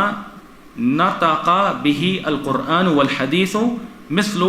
وقالت اليهود يد الله مغلولة غلت أيديهم ومثل والسماوات مطويات بيميني وما أشبه هذا من القرآن والحديث لا نزيد فيه ولا نفسره نقف على ما وقف عليه القرآن والسنة ونقول الرحمن على العرش استوى ومن زعم غير هذا فهو معطل جهمي۔ چھٹا اصل سلفی عقیدے اور اہل حدیث کے اعتقاد کا وہ یہ ہے کہ قرآن اور حدیث میں جو صفات کے متعلق آیات آئی ہیں، اللہ تعالیٰ کے صفات اللہ کے متعلق جو آیات آئی ہیں اس پر ہم ایمان لاتے ہیں اور اس کے ظاہری معنی کے ساتھ قبول کرتے ہیں، اور اس میں کوئی زیادتی اضافہ تعویل نہیں کرتے، نہ ہی ہم اس کی کیفیت کا علم پوچھتے ہیں یا نہ طلب کرتے ہیں، بلکہ جہاں قرآن و سنت رک گئی وہاں پر ہم رکتے ہیں۔ اس میں سے پھر انہوں نے بعض اس صفات کی آیات مثال کے طور پہ ذکر کی، جیسا کہ قرآن مجید میں ہے اللہ تعالیٰ نے فرمایا کہ یہود جو ہے انہوں نے کہا کہ ید اللہ تعالیٰ کا ہاتھ باندھا ہوا ہے، ان کے ہاتھ بن جائیں، یعنی ان کے ہاتھ بن جائیں۔ اسی طریقے سے اللہ تعالیٰ نے قرآن مجید میں فرمایا قیامت کے دن آخرت میں تمام آسمان، ساتوں آسمان وہ اللہ تعالیٰ کے دائیں ہاتھ میں وہ لپیٹ دیے جائیں گے۔ اس طریقے سے اللہ تعالیٰ نے فرمایا الرحمن علی العرش استوى، اللہ تعالیٰ اپنے عرش پر مستوی ہے، اپنے عرش کے اوپر اللہ تعالیٰ مستوی ہے، اور جو شخص اس کے علاوہ کوئی عقیدہ رکھتا ہے تو وہ معطل جہمی ہیں، وہ بدعتی معطلہ جہمیہ میں سے ہے، جہمیہ معطلہ جو ہے ان میں سے ہے۔ اس فقرے میں اس چھٹے اصول میں امام الحمیدی نے اہل حدیث سلف صالحین اہل سنت والجماعت کا عقیدہ ذکر کیا، جو ان کا تمیز ہے دیگر بدعتی فرقوں سے صفات اللہ کے متعلق اہل سنت اہل حدیث سلف صالحین کا یہ قاعدہ ہے، اصل ہے صفات کے متعلق کہ صفات اللہ جو قرآن مجید میں آئی ہیں اور صحیح احادیث میں جو آئی ہیں اس کو بلا کسی تعویل اور تحریف اور تعطیل اور بلا کسی تکییف اور تشبیہ اور تمثیل کے قبول کیا جائے، ایمان لایا جائے، یعنی بلا کسی تعویل اور تحریف کہ اس کا جو ظاہری معنی ہے، اس لفظ کا جو ظاہری معنی ہے اس سے ہٹ کر کوئی دور کا معنی لیا جائے، اس میں کوئی تاویل، کوئی غلط معنی، کوئی اور معنی جو ظاہر سے ہٹ کر ہے اس کو لیا جائے، اس کو تعویل تحریف کہا جاتا ہے۔ نہ ہی تعطیل، نہ ہی وہ تعطیل کرتے ہیں، یعنی ان صفات کے معنی کو وہ انکار نہیں کرتے کہ یہ صرف الفاظ ہے بلا معنی، یہ نہیں کہتے کہ یہ لفظ ہے اس کا کوئی معنی نہیں،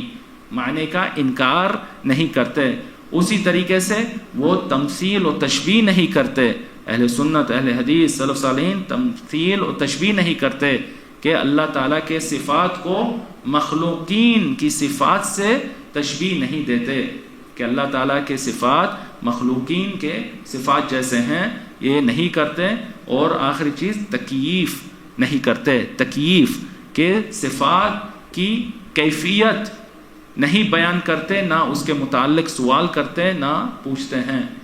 صفات کی تکییف، کیفیت نہیں پوچھتے، بلکہ صفات اللہ جو قرآن و سنت میں آئی ہیں اس پر ایمان رکھتے ہیں، اس کے ظاہری معنی کے مطابق، اور اس کی کیفیت کے بارے میں کہتے ہیں کہ جیسا اللہ تعالیٰ کی شان کے مطابق ہے، جیسا اللہ تعالیٰ کی شان کے مطابق ہے۔ اللہ تعالیٰ نے قرآن مجید میں کہا لیس کمثلہ شیء وہو السمیع البصیر، اللہ تعالیٰ کے طرح کوئی شیء نہیں، کوئی مخلوق، کوئی چیز نہیں، اللہ تعالیٰ کی کوئی چیز شبیہ نہیں۔ اس کے ساتھ اللہ تعالیٰ نے اس نفی کے بعد اس بات بھی کی کہ وہ السمیع البصیر، اللہ تعالیٰ کی شبیہ کوئی چیز نہیں، اور اللہ تعالیٰ سمیع ہے، بصیر ہے۔ یہ دو نام اللہ تعالیٰ کے السمیع البصیر، اس میں دو صفتیں ہیں السمع اور البصر کی، کہ اللہ تعالیٰ ہر چیز سننے والا ہے، اللہ تعالیٰ ہر چیز دیکھنے والا ہے۔ اس میں یہ دو صفت سننا اور دیکھنے کی اس بات ہے، اور ان کی تشبیہ کی نفی ہے کہ اللہ تعالیٰ کا دیکھنا کسی مخلوقین کی شبیہ نہیں، نہ ہی اللہ تعالیٰ کا سننا کسی مخلوقین کی شبیہ نہیں۔ امام الحمیدی رحمہ اللہ نے 3 آیات ذکر کی مثال کے طور پر اس عقیدے کو ثابت کرنے کہ اہل سنہ اور اہل حدیث سلف صالحین جب اللہ تعالیٰ کی یہ آیات پڑھتے ہیں، سنتے ہیں کہ یہود نے کہا ید اللہ تعالیٰ کا ہاتھ باندھا ہوا ہے، ان کے ہاتھ بن جائیں، تو اس آیت سے وہ اس بات پر ایمان لاتے ہیں کہ اللہ تعالیٰ کا ہاتھ ہے،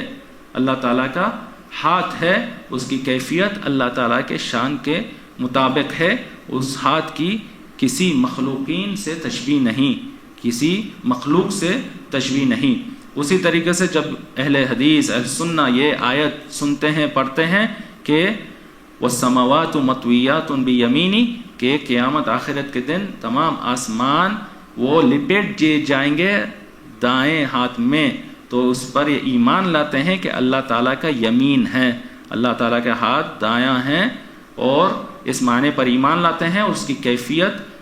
کے بارے میں کہتے ہیں کہ جیسا اللہ تعالیٰ کی شان کے مطابق ہے۔ اس کے بعد انہوں نے تیسری آیت کی ذکر کی الرحمن علی العرش استوى، کہ الرحمن اللہ تبارک و تعالیٰ وہ اپنی عرش پر مستوی ہے، اپنی عرش کے اوپر اللہ تعالیٰ نے استوا فرمایا ہے، تو وہ اس معنی کا بھی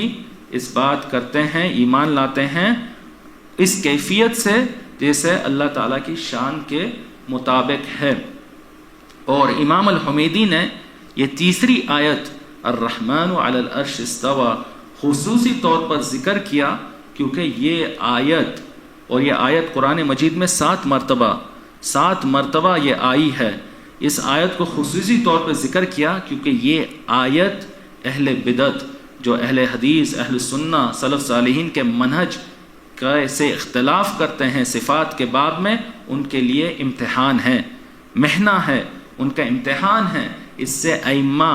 سلف صالحین امتحان لیتے تھے پتہ کرنے کہ کیا شخص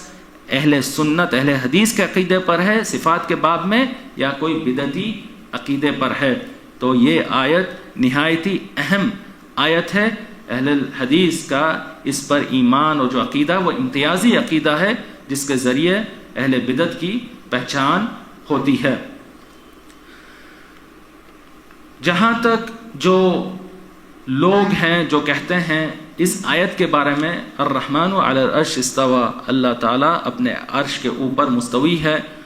اور یہ ہمارے معاشرے میں بر صغیر میں قرآن کی تفسیریں اٹھا کے دیکھ لیں، احناف کے جو مختلف گروہ ہیں، جتنے بھی گروہ موجود ہیں، ان میں آپ یہی تعویل اور تحریف وغیرہ پائیں گے، سلف صالحین کی منہج کی مخالفت۔ بعض کہیں گے کہ اللہ تعالیٰ اب ہر جگہ ہے، اللہ تعالیٰ ہر جگہ ہر شے میں ہے، یا بعض کہیں گے کہ اللہ تعالیٰ مومنین بندوں کے دل میں ہیں، یا بعض کہیں گے کہ ہمیں نہیں پتہ، نہ ہم کہیں گے اللہ تعالیٰ اپنے عرش پر مستوی ہے، نہ ہم اس کے علاوہ کوئی بات کہیں گے، ہمیں نہیں پتہ۔ اس طریقے سے یہ لوگوں نے جو قرآن میں اور احادیث صحیحہ میں اور جو سلف صالحین پر اس آیات اور احادیث کا فہم اور سمجھ اور عمل آیا ہے، انہوں نے صراحت سے انکار کیا اور مخالفت کی، ان کا مخالفت کی۔ اور اسی طریقے سے باقی صفات کا معاملہ ہے، باقی آیات احادیث جس میں صفات اللہ آئے ہیں، ان کی بھی انہوں نے اس طریقے سے تعویل، تحریف، تعطیل وغیرہ کر کے ان کے سلف صالحین کے منہج سے مخالفت کی۔ جہاں تک احادیث یا سلف صالحین کے اقوال کی بات ہے کہ اس پر اجماع ہے اس عقیدے پر کہ صفات اللہ کو بلا تحریف و تعویل اور بلا تعطیل اور بلا تشبیہ اور تمثیل اور بلا تکییف کے ایمان لایا جائے، اس پر سلف کا اجماع ہے۔ امام الاوزاعی رحمہ اللہ اتباع التابعین کے بہت بڑے امام، وہ کہتے ہیں کننا والتابعون متوافرون نقول ان اللہ تعالی ذکرہ فوق عرشہ ونؤمن بما وردت السنہ بہ من صفاتہ، کہ ہم کہا کرتے تھے، اور تابعین ہمارے اساتذہ اور شیوخ تابعین کثرت سے ہمارے بیچ موجود تھے اور یہ بات سنتے تھے، اور اس میں سے کسی نے اس بات کا انکار نہیں کیا کہ یہ ان کا اجماعی سکوت اجماعی یعنی اجماع سکوتی ہے کہ سارے اس پر متفق تھے۔ وہ کہتے تھے کہ اللہ تعالیٰ اپنے عرش کے اوپر ہے، اللہ تعالیٰ اپنے عرش کے اوپر ہے، اور ہم جو احادیث آئی ہیں صفات اللہ میں اس کے ظاہری معنی پر ہم ایمان رکھتے ہیں، کوئی تابعی ہماری اس کی بات کی انکار نہیں کرتا۔ اس میں ایک بہترین قول امام الترمذی کا ہے۔ امام الترمذی نے جب اپنی کتاب الجامع میں ابو ہریرہ رضی اللہ عنہ کی یہ حدیث ذکر کی، جس میں آپ صلی اللہ علیہ وسلم نے فرمایا ان اللہ یقبل الصدقۃ ویأخذها بیمینہ فیربیها لأحدکم کما یربی احدکم مہرہ حتی ان اللقمۃ لتسیر مثل احد، کہ اللہ تعالیٰ تم میں سے کسی کا صدقہ خیرات کو اپنے دائیں ہاتھ یمین سے لیتا ہے اور اس کو اسی طریقے سے بڑھاتا ہے، اس صدقہ خیرات اس کے اجر کو، جیسا تم میں سے کوئی کسی اپنے گھوڑے یا جانور کو کھلا کھلا کر بڑھاتا ہے، حتیٰ کہ ایک لقمہ بھی، ایک نوالا بھی تم جو صدقہ خیرات میں کسی محتاج کسی غریب کو دیتے ہو، اللہ تعالیٰ اپنے دائیں ہاتھ سے لے کر اسے اس طریقے سے اس کا اجر ثواب بڑھاتا ہے کہ وہ احد پہاڑ کی طرح بن جاتا، مدینے کا سب سے بڑا پہاڑ احد کے طرح بن جاتا۔ اس کے بعد امام الترمذی نے یہی حدیث روایت کرنے کے بعد کہا ھذا حدیث حسن صحیح۔ امام الترمذی کا متمیز منہج جامع ترمذی میں یہ تھا کہ ہر حدیث کے بعد وہ اس پر حکم لگاتے ہیں، اور ان کے خاص اصطلاحات ہیں جو دقیق علم الحدیث کا مسئلہ ہے، بہرکیف کہتے ہیں یہ حدیث حسن صحیح ہے، حسن صحیح ہے۔ اس کے بعد وہ کچھ آثار سلف صحابہ تابعین کے اقوال وغیرہ ذکر کرتے ہیں، اور ان کا مذہب ان کے مواقف کو ذکر کرتے ہیں. یہ ایک جامع ترمذی کا متمیز صفت ہے جو کئی احادیث کی کتابوں میں نہیں پائی جاتی. حدیث پر حکم لگانے کے بعد فرماتے ہیں وَقَدْ رُوِيَ عَنْ عَائِشَةَ عَنِ النَّبِيِّ صلی اللہ علیہ وسلم نَحْوَ هَذَا وَقَدْ قَالَ غَيْرُ وَاحِدٍ مِّنْ أَهْلِ الْعِلْمِ فِي هَذَا الْحَدِيثِ وَمَا يُشْبِهُ هَذَا مِنَ الرِّوَايَاتِ مِنَ الصِّفَاتِ وَنُزُولِ الرَّبِّ تَبَارَكَ وَتَعَالَى كُلَّ لَيْلَةٍ إِلَى السَّمَاءِ الدُّنْيَا قَالُوا قَدْ تَثْبُتُ الرِّوَايَاتُ فِي هَذَا وَيُؤْمِنُ بِهَا وَلَا يُتَوَهَّمُ وَلَا يُقَالُ كَيْفَ. کہتے ہیں کہ اس حدیث اور اس کے معنی میں جو ابو ہریرہ کی حدیث ہے یہ عائشہ رضی اللہ عنہا ام المومنین پر بھی اس معنی میں حدیث آئی ہے. کثیر تعداد میں اہل علم میں سلف صالحین کے کبار ائمہ نے ان جیسے احادیث، یہ حدیث جو ابو ہریرہ کی گزری ہے اور ان جیسے روایات احادیث جو صفات اللہ کی صفات کے متعلق ہے، مثال کے طور پر انہوں نے ذکر کیا جیسا اللہ تعالیٰ کا نزول فرمانا ہے، اللہ تعالیٰ کا آخری رات کے آخری تہائی حصے میں جو آسمان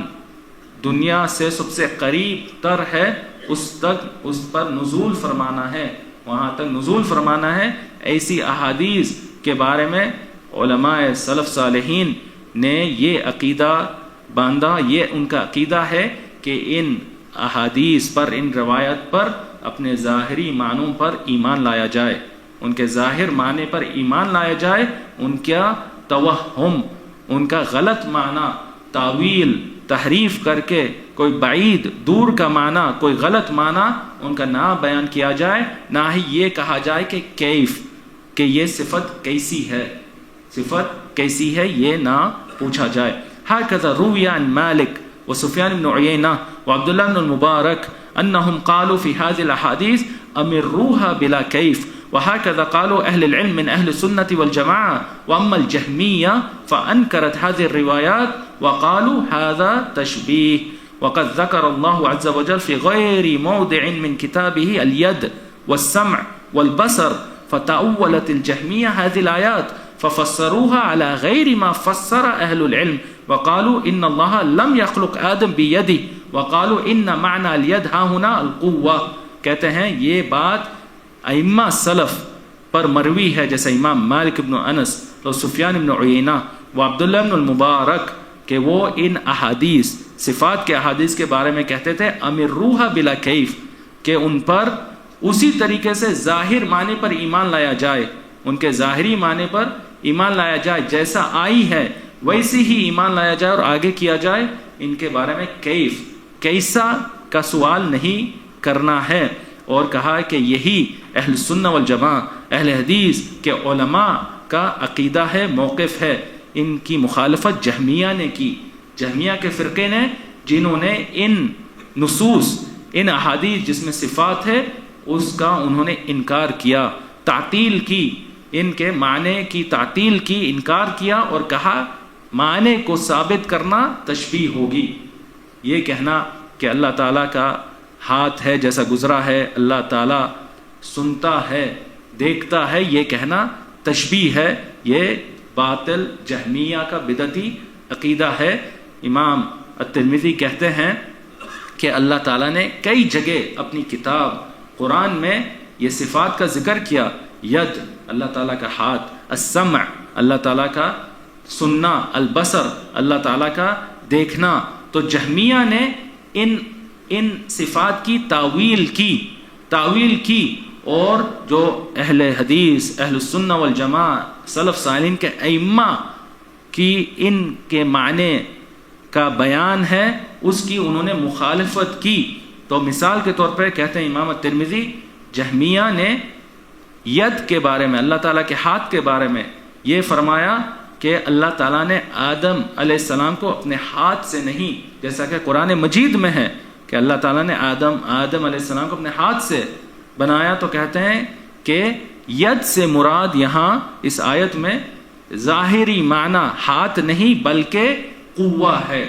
اللہ تعالیٰ کی طاقت ہے. اللہ تعالیٰ نے آدم علیہ السلام کو اپنی طاقت سے بنایا. یہ ہے تعویل و تحریف، جو ایک دور کا معنی باطل معنی ظاہر سے ہٹ کر لینا، اسی کو تاویل کہتے ہیں، اور یہ بدعتی عقیدہ ہے، سلف صالحین کے عقیدے کے خلاف ہے، جہمیہ کا یہ عقیدہ ہے۔ اور یہی افسوس سے کثیر تعداد میں ہمارے مجتمع میں جو احناف، جو اہل الرائے ہے، ان کے تفاسیر میں یہی تاویل، یہی تحریف اور یہی تعطیل آپ کو ملے گی۔ اس کے بعد امام الترمذی کہتے ہیں وقال اسحاق ابن ابراہیم انما يكون التشبیہ اذا قال ید كید او مثل ید او سمع كسمع او مثل سمع، فاذا قال سمع كسمع او مثل سمع فهذا التشبیہ، واما اذا قال كما قال الله تعالى ید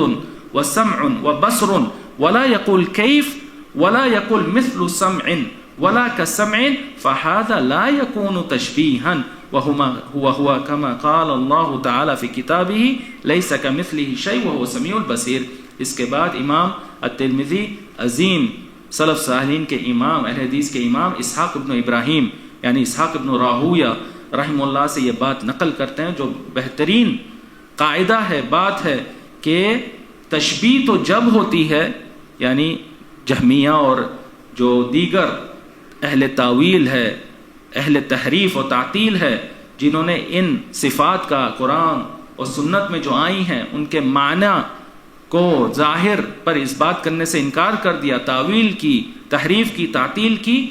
اس شبہے سے کہ اس سے تشبیہ ہوتی ہے۔ یہ کہنا کہ اللہ تعالیٰ کا ہاتھ ہے، اللہ تعالیٰ سنتا ہے، دیکھتا ہے، اس میں تشبیہ ہے مخلوقین کے ساتھ۔ تو امام اسحاق بن راہویہ رحمہ اللہ کہتے ہیں تشبیہ تو جب ہوگی جب یہ کوئی کہے کہ اللہ تعالیٰ کا ہاتھ فلان کے ہاتھ کی طرح ہے، یعنی اس مخلوق کے ہاتھ کی طرح ہے، یہ تشبیہ ہے۔ یا کوئی کہے کہ اللہ تعالیٰ کا ہاتھ فلان مخلوق کے ہاتھ کی مثال ہے، یہ ہے تشبیہ۔ یا کہے کہ اللہ تعالیٰ کا سننا فلان مخلوق کے سننے کی طرح ہے، اسے تشبیہ کہتے ہیں، اسے تشبیہ کہتے ہیں۔ مگر اگر کوئی یہ کہے جیسا اللہ تعالیٰ نے قرآن مجید میں کہا کہ اللہ تعالیٰ کا ہاتھ ہے، اللہ تعالیٰ سنتا ہے، دیکھتا ہے، اور یہ نہیں کہتا کہ یہ سننا فلان مخلوق کے سننے کی طرح ہے، نہ اس کی کیفیت بیان کرتا ہے، نہ اس کی کیفیت کہ وہ کیسا ہے یہ صفت بیان کرتا ہے، تو یہ تشبیہ نہیں، یہ تشبیہ نہیں۔ اور یہ اسی طریقے سے جیسا اللہ تعالیٰ نے خود قرآن میں کہا لیس کمثلہ شیء وہو السمیع البصیر، اللہ تعالیٰ کی طرح کوئی چیز نہیں، اس کے ساتھ اللہ تعالیٰ نے سمع اور بصر، سمیع اور بصیر، یہ دونوں نام اور صفتوں کی اس بات کی۔ یہاں پر دو مسئلے مہم اس باب میں ذکر کر دینا مناسب ہے۔ پہلا مسئلہ صفات اللہ کے باب میں کچھ اہم قواعد، اہل حدیث، اہل سنہ والجماعہ، سلف صالحین کے کچھ اہم بنیادی قواعد، ان میں سے بعض یا ایک قاعدہ یہ ہے کہ جو صفات اللہ کے دلائل ہے وہ صرف قرآن اور سنت ہیں، قرآن اور صحیح احادیث ہیں۔ اسی لیے علماء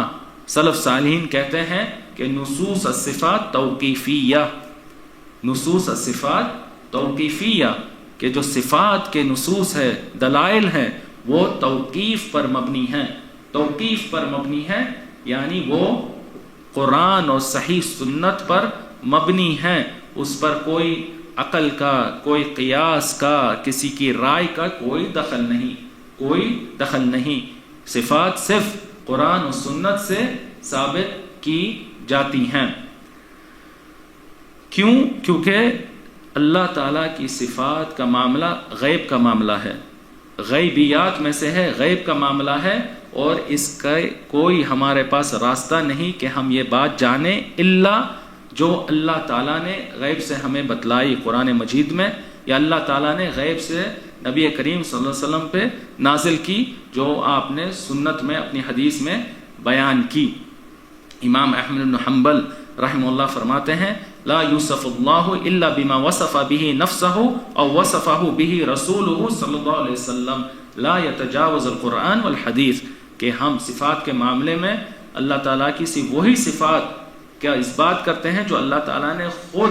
اپنے لیے بیان کی قرآن مجید میں یا آپ کے رسول صلی اللہ علیہ وسلم نے بیان کی اپنے احادیث میں. ہم قرآن اور سنت سے تجاوز نہیں کرتے، قرآن اور سنت کے علاوہ کسی اور چیز سے صفات کا اس بات نہیں کرتے. دوسرا اہم قاعدہ یہ ہے کہ صفات پر ایمان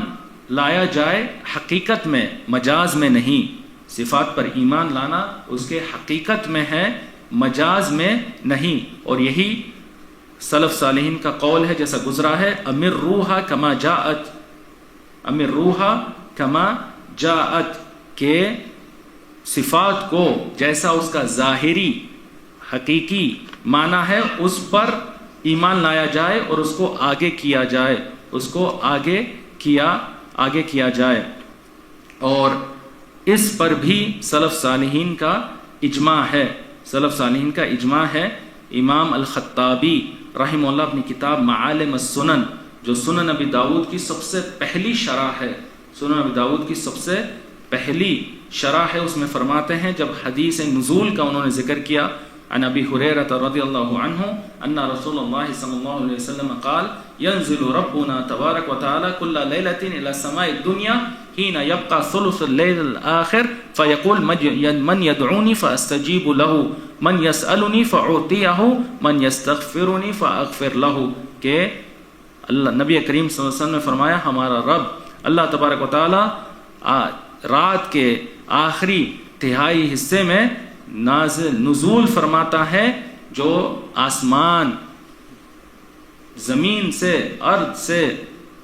سب سے قریب تر ہے. اللہ تعالیٰ وہاں نزول فرماتا ہے اور کہتا ہے کہ کون ہے جو مجھ سے دعا مانگ رہا ہے تاکہ میں اس کی دعا قبول کروں، کون ہے جو مجھ سے کوئی سوال مانگ رہا ہے تاکہ میں اس کے سوال کا جو مانگ رہا ہے وہ عطا کروں، کون ہے جو مجھ سے استغفار کر رہا ہے تاکہ میں اس کی مغفرت فرماؤں. تو اس کے بعد آپ امام الخطابی فرماتے ہیں مذہب علماء السلف و ائمۃ الفقہاء ان یجروا مثل هذه الاحاديث على ظاہرها والا یریغوا لها المعانی ولا يتأولوها لعلمهم بقصور علمهم عن درکها. وعن الاوزاعی قال كان مكحول والزهري يقولان امروا الاحاديث كما جاءت. کہ سلف صالحین کا علماء کا یہ مذہب ہے اور تمام ائمہ فقہاء کا یہ اعتقاد اور موقف ہے کہ ان احادیث، ان جیسی احادیث کو اپنے ظاہری معنی پر ایمان لایا جائے اور قبول کیا جائے، اور ان کے کوئی دوسرے دور کے معنی، کوئی باطل معنی کی طرف نہ جایا جائے، نہ ہی ان کی تعویل فرمایا جائے، کیونکہ یہ بات توقیف پر مبنی ہے، غیب میں سے ہے جو صرف قرآن و سنت کے وحی پر مبنی ہے. پھر انہوں نے امام الاوزاعی سے روایت کیا کہ امام مکحول اور امام ابن شہاب الزہری رحمہ اللہ جو تابعین کے بہت بڑے ائمہ گزرے، وہ کہتے تھے امروا الاحادیث کما جاءت، کہ ان احادیث پر ظاہر معنی پر ایمان لاؤ، قبول کرو اور اسی طریقے سے آگے انہیں کرو. تیسرا اہم قاعدہ یہ ہے جو نہایت ہی اہم قاعدہ ہے سمجھنے کے لیے، کہ جو نصوص ہے صفات اللہ کے، آیات اور احادیث ہے، ان کا جو ظاہر ہے وہ ہمیں معنی کے اعتبار سے پتہ ہے، اور جو اس کی کیفیت ہے وہ ہمیں پتہ نہیں، مجہول ہے، کیفیت مجہول ہے. یعنی یہ نصوص قرآن سنت کے یہ آیات اور احادیث صفات اللہ کے متعلق یہ ایک اعتبار سے معلوم ہے اور ایک اعتبار سے مجہول ہے. ایک اعتبار سے ہمیں اس کا علم ہے، وہ علم معنی کا ہے، جو ظاہری معنی ہے وہ ہم جانتے ہیں، اور جو مجہول ہے وہ کیفیت ہے کہ یہ صفات کی کیا کیفیت ہے. اور اس کا معنی علماء سلف کا یہ قاعدہ ہے الکلام فی الصفات فرع عن الکلام فی الذات. الکلام فی الصفات فرع عن الکلام فی الذات، کہ اللہ تعالیٰ کے صفات کا معاملہ ویسے ہی ہے جیسا اللہ تعالیٰ کی ذات کا معاملہ ہے. اللہ تعالیٰ کی ذات کا معاملہ ہے، یعنی اللہ تعالیٰ جیسا ہم اللہ تعالیٰ کی ذات پر ایمان رکھتے ہیں، مگر اللہ تعالیٰ کی ذات کی کیفیت اسے ہم نہیں جانتے، اسی طریقے سے اللہ تعالیٰ کی صفات کے جو ظاہری معنی ہے وہ ہم جانتے ہیں، اس پر ایمان رکھتے ہیں، مگر اس کی کیفیت ہم نہیں جانتے، کیفیت نہیں جانتے۔ اللہ تبارک و تعالیٰ نے قرآن مجید میں فرمایا وَلَا يُحِيطُونَ بِهِ عِلْمًا، کہ کوئی شخص، لوگ اللہ تعالیٰ کے احاطہ علم سے نہیں کر سکتے، یعنی کتنا بھی چاہیں وہ کوشش کریں اللہ تعالیٰ کا احاطہ نہیں کر سکتے۔ اور اس باب میں بہترین مقولہ امام مالک ابن انس رحمہ اللہ کا ہے۔ یحییٰ ابن یحییٰ اللیثی فرماتے ہیں کننا عند مالک ابن انس فجاء رجل فقال یا ابا عبد اللہ الرحمن علی العرش استوى کیف استوى فأترك مالک برأسه حتى علاه الرحضاء ثم قال الاستواء غیر مجهول والکیف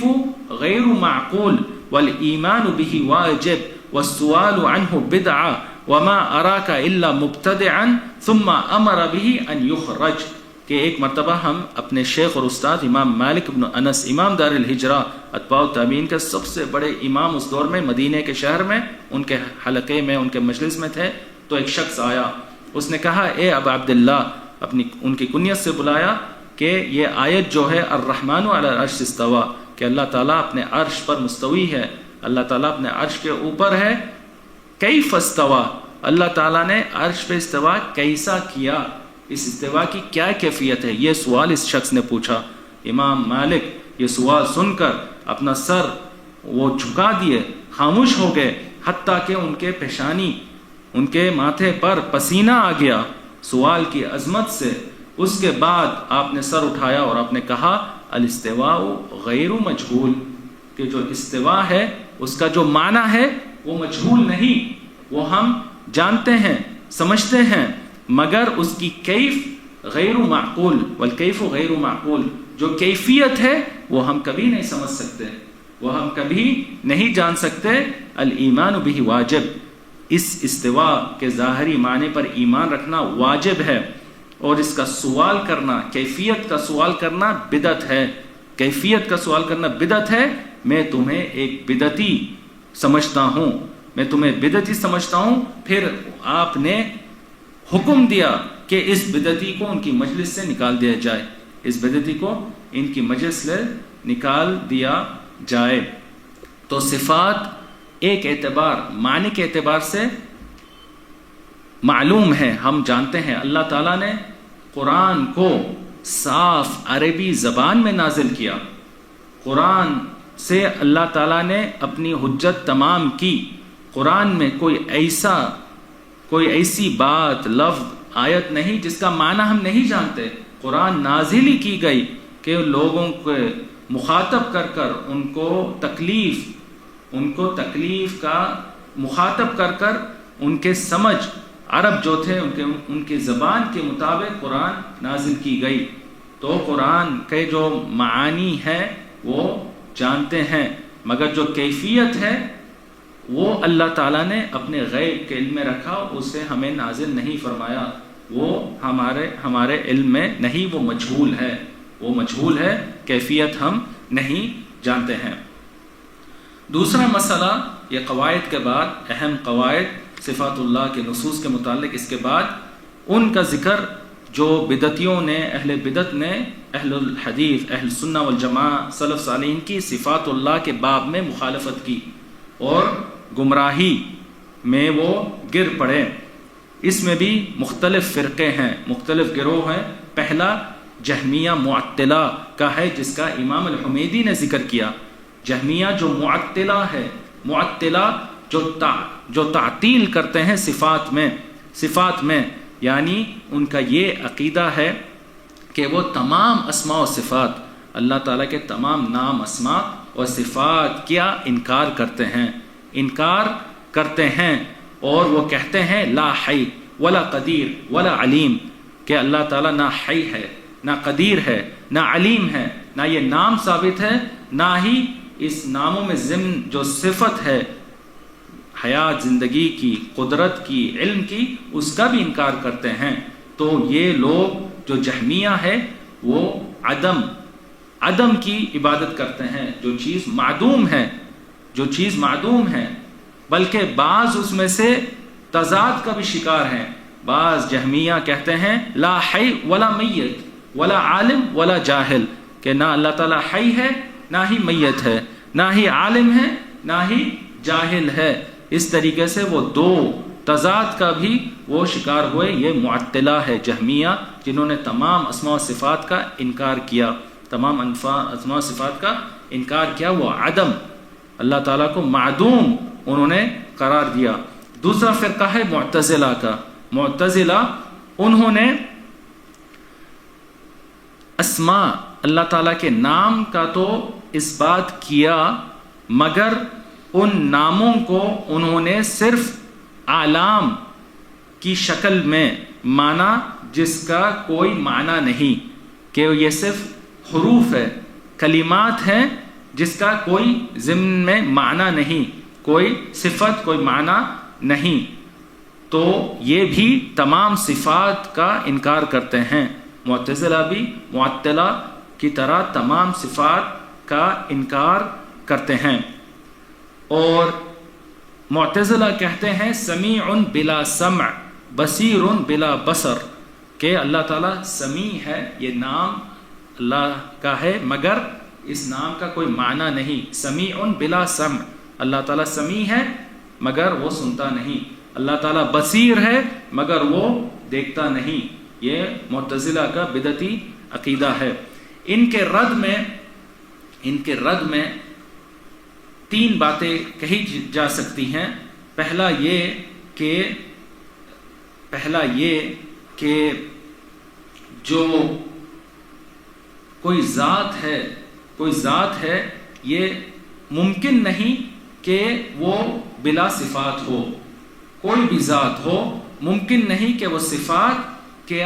سے عاری ہو، صفات سے خالی ہو. ہر ذات کی صفات ہوتی ہیں. اگر صفات نہیں تو وہ عدم ہے، معدوم ہے، اس کا وجود نہیں. دوسری بات یہ کہی جا سکتی ہے کہ صفات کا اثبات کرنے سے ذات کا تعدد نہیں ثابت ہوتا. جہمیہ معتزلہ نے یہ بھی ذکر کیا کہ صفات کا اثبات کرنے سے، کہ اللہ تعالیٰ سنتا ہے، اللہ تعالیٰ دیکھتا ہے، اللہ تعالیٰ کے یہ نام کہ اللہ تعالیٰ سمیع ہے، بصیر ہے، حی ہے، قدیر ہے، علیم ہے، ان کا اثبات کرنے سے ذات کا تعدد ہوتا ہے، کہ ذات ایک سے زیادہ ہے. تو یہ بھی مردود ہے کہ کسی ذات کے صفات کے تعدد سے ذات کا تعدد ثابت نہیں ہوتا. ذات کا تعدد ثابت نہیں ہوتا. ایک ہی ذات کی کئی ساری تعدد سے صفات بھی ہوتی ہیں. تیسری بات یہ کہ نام اور صفات میں لفظ ایک ہونے کے ناطے یہ نہیں ثابت ہوتا کہ یہاں پر تماثل لازم آتا ہے، کہ ان ناموں میں، صفاتوں میں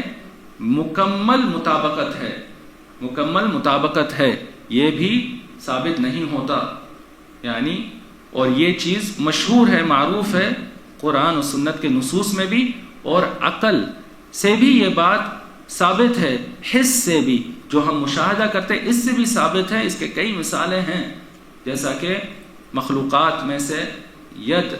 ہاتھ جو ہے وہ ہر مخلوق کا ہے، مگر ان میں تماثل نہیں، ان میں برابری، تماثل، تشبیہ نہیں. تو نام یعنی اسماء صفات سے تماثل، اس میں برابری نہیں ثابت ہوتی. تیسرا جو فرقہ ہے اسماء و صفات یا صفات اللہ کے باب میں جو گمراہ ہوا، وہ اشاعرہ الماتریدیہ کا فرقہ ہے. اشاعرہ الماتریدیہ، اور یہی عقیدہ احناف کا ہے. اس مجتمع بر صغیر میں جو احناف ہیں، جو اہل الرائے ہے، ان کا عقیدہ جیسا کہ گزر گیا اشعری ماتریدی ہے. اس باب میں بھی کہ وہ صفات اللہ کے باب میں اشعری و ماتریدی کیا عقیدہ ہے کہ وہ صرف 7 صفات کا اس بات کرتے ہیں، صرف 7 صفات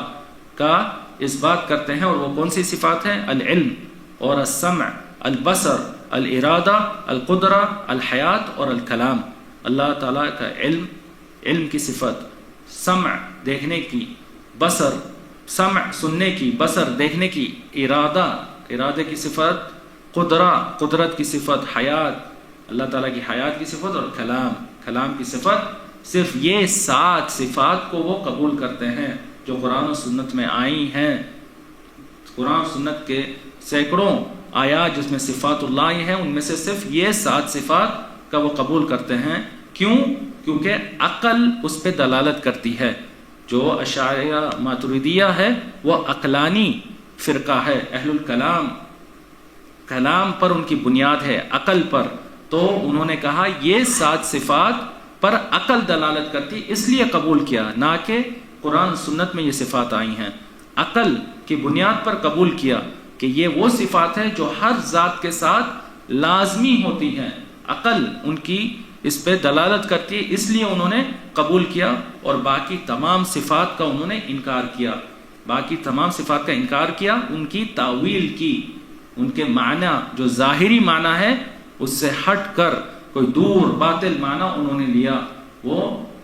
مؤولہ یعنی جو تاویل کرتے ہیں، اہل التاویل ہیں۔ اور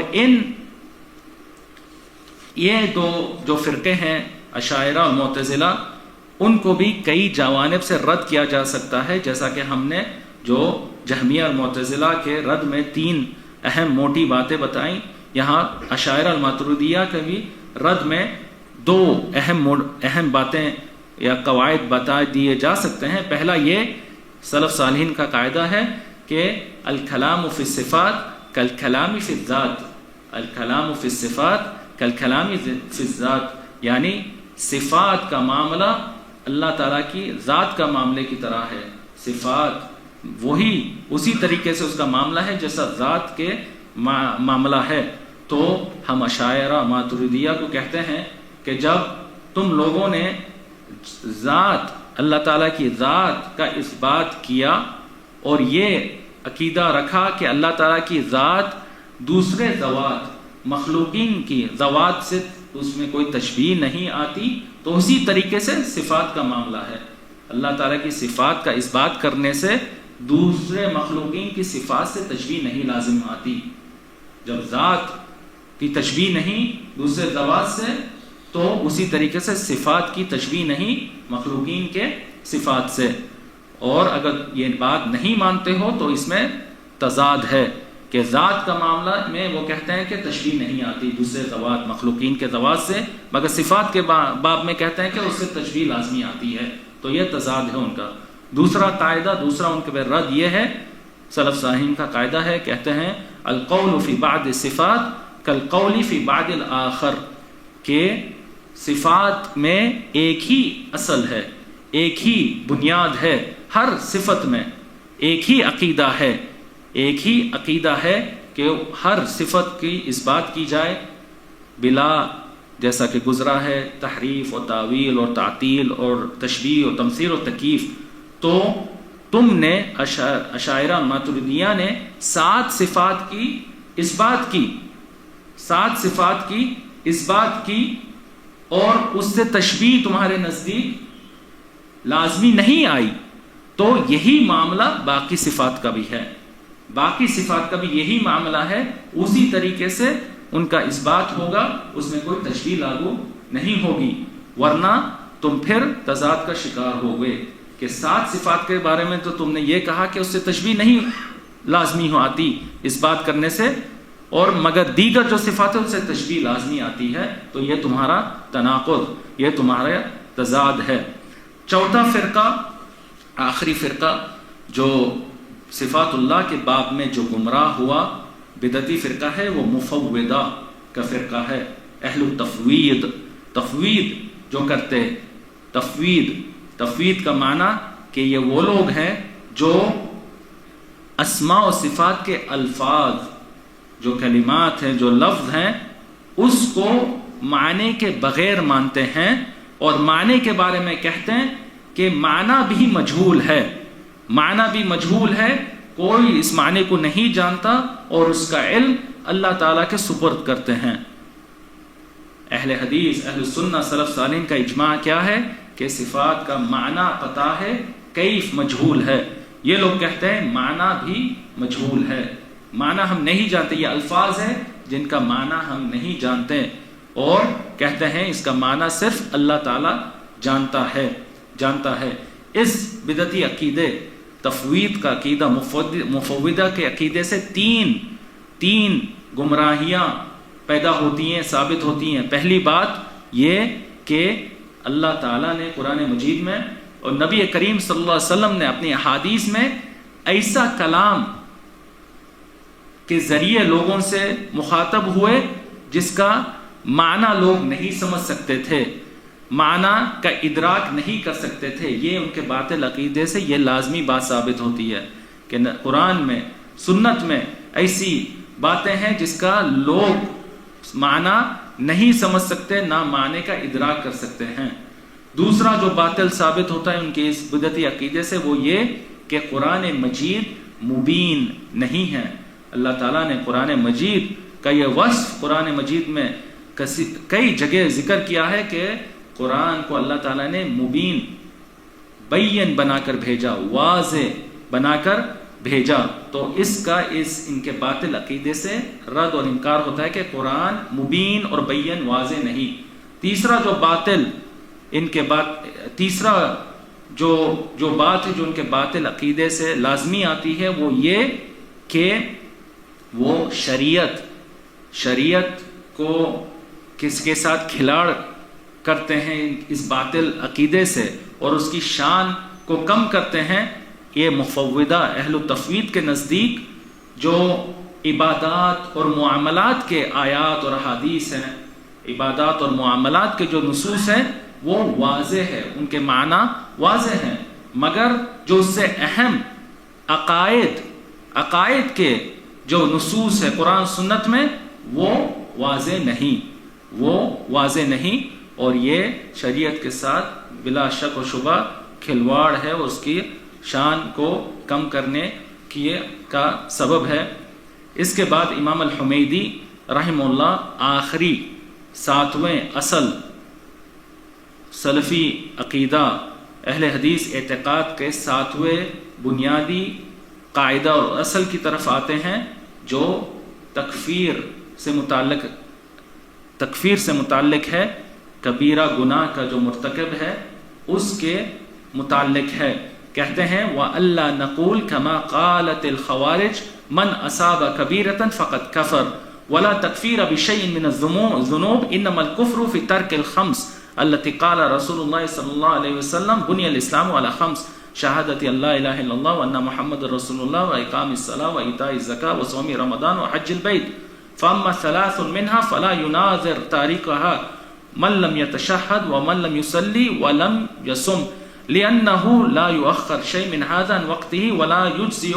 من قضاه بعد تفريطه فيه عامدا عن وقته. فأما الزكاة فمتى ما أداها أجزأت عنه وكان آثما في الحبس. وأما الحج فمن وجب عليه ووجد السبيل إليه وجب عليه ولا يجب عليه في عامه ذلك حتى لا يكون له منه بد. متى أداه كان مؤديا ولم يكن آثما في تأخيره إذا أداه كما كان آثما في الزكاة لأن الزكاة حق للمسلمين مساكين حبسه عليهم فكان آثما حتى وصل إليهم. وأما الحج فكان فيما بينه وبين ربه إذا أداه فقد أدى وإن هو مات وهو واجد مستطيع ولم يحج سأل الرجعة إلى الدنيا أن يحج ويجب لأهله أن يحجوا عنه ونرجو أن يكون ذلك مؤديا عنه كما لو كان عليه دين فقضي عنه بعد موته. یہ آخری فقرہ ہے اس رسالے کا جس میں امام الحمیدی نے فرمایا کہ ہم خوارج کی طرح اس بدعتی گمراہ فرقہ خوارج کی طرح نہیں کہتے کہ جو شخص کبیرہ گناہ کرتا ہے وہ کافر ہو گیا, جو کبیرہ گناہ کا مرتکب ہے وہ کافر ہو گیا. یہ خوارج کا بدعتی عقیدہ ہے. اس کے بعد کہتے ہیں گناہوں میں سے کوئی چیز سے تکفیر نہیں ہوتی, گناہوں میں سے کوئی چیز سے کوئی شخص کوئی مومن مسلمان اسلام کے دائرے سے خارج نہیں ہوتا. کفر تو جو ارکان الخمس ہے, 5 رکن ہیں, شہادت جو نبی کریم صلی اللہ علیہ وسلم کی حدیث سے ثابت ہے کہ اسلام 5 ارکان پر اس کی بنیاد ہے, شہادت دینا, کہ لا الہ الا اللہ محمد رسول اللہ، صلاۃ قائم کرنا، نماز قائم کرنا، زکوٰۃ ادا کرنا، رمضان کے مہینے کا روزہ رکھنا، حج فرمانا، ان کو چھوڑنے سے تکفیر ہوتی ہے، ان کو چھوڑنے سے کفر ہوتا ہے۔ اور جو ان میں سے 3 ہیں پہلے کے، شہادت اور نماز اور زکوٰۃ، ان کے بارے میں کوئی مناظرہ یا کوئی گنجائش نہیں۔ جو شخص ان کو اپنے وقت سے تاخیر کرتا ہے، نماز کے وقت، روزے کے وقت، بلا کسی عذر، بلا کسی وجہ کہ وہ تاخیر کرتا ہے، تو یہ واجب اس سے قبول نہیں کیا جاتا وقت کے بعد، اس کے وقت گزرنے کے بعد یہ واجب اس سے قبول نہیں کیا جاتا۔ جہاں تک زکوٰۃ کا معاملہ ہے، یعنی شہادت اور نماز اور روزہ، جہاں تک زکوٰۃ کا معاملہ ہے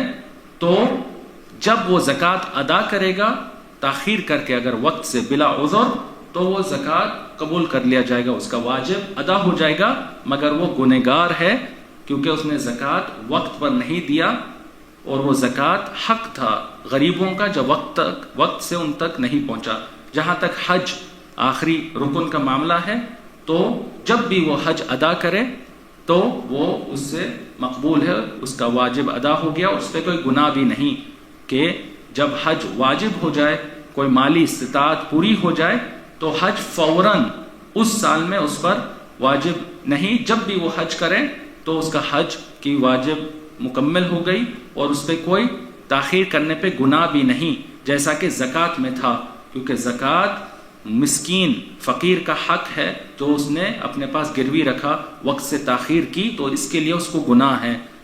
اس کے لیے اس کو گناہ ہے۔ مگر حج اللہ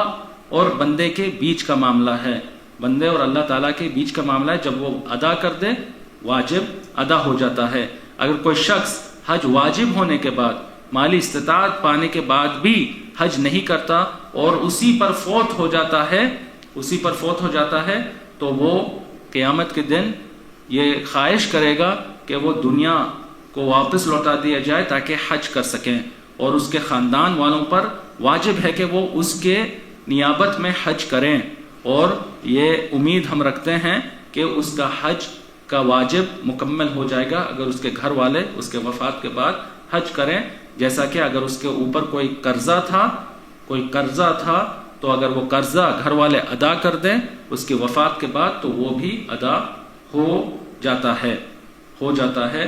اور اس کی شرح انشاءاللہ مختصر نماز عشاء کے بعد 15-20 منٹ کے لیے جاری رہے گی، جس سے یہ رسالہ ہم انشاءاللہ ختم کریں گے۔ وذكر فإن الذكرى تنفع المؤمنين وما خلقت الجن والإنس إلا ليعبدون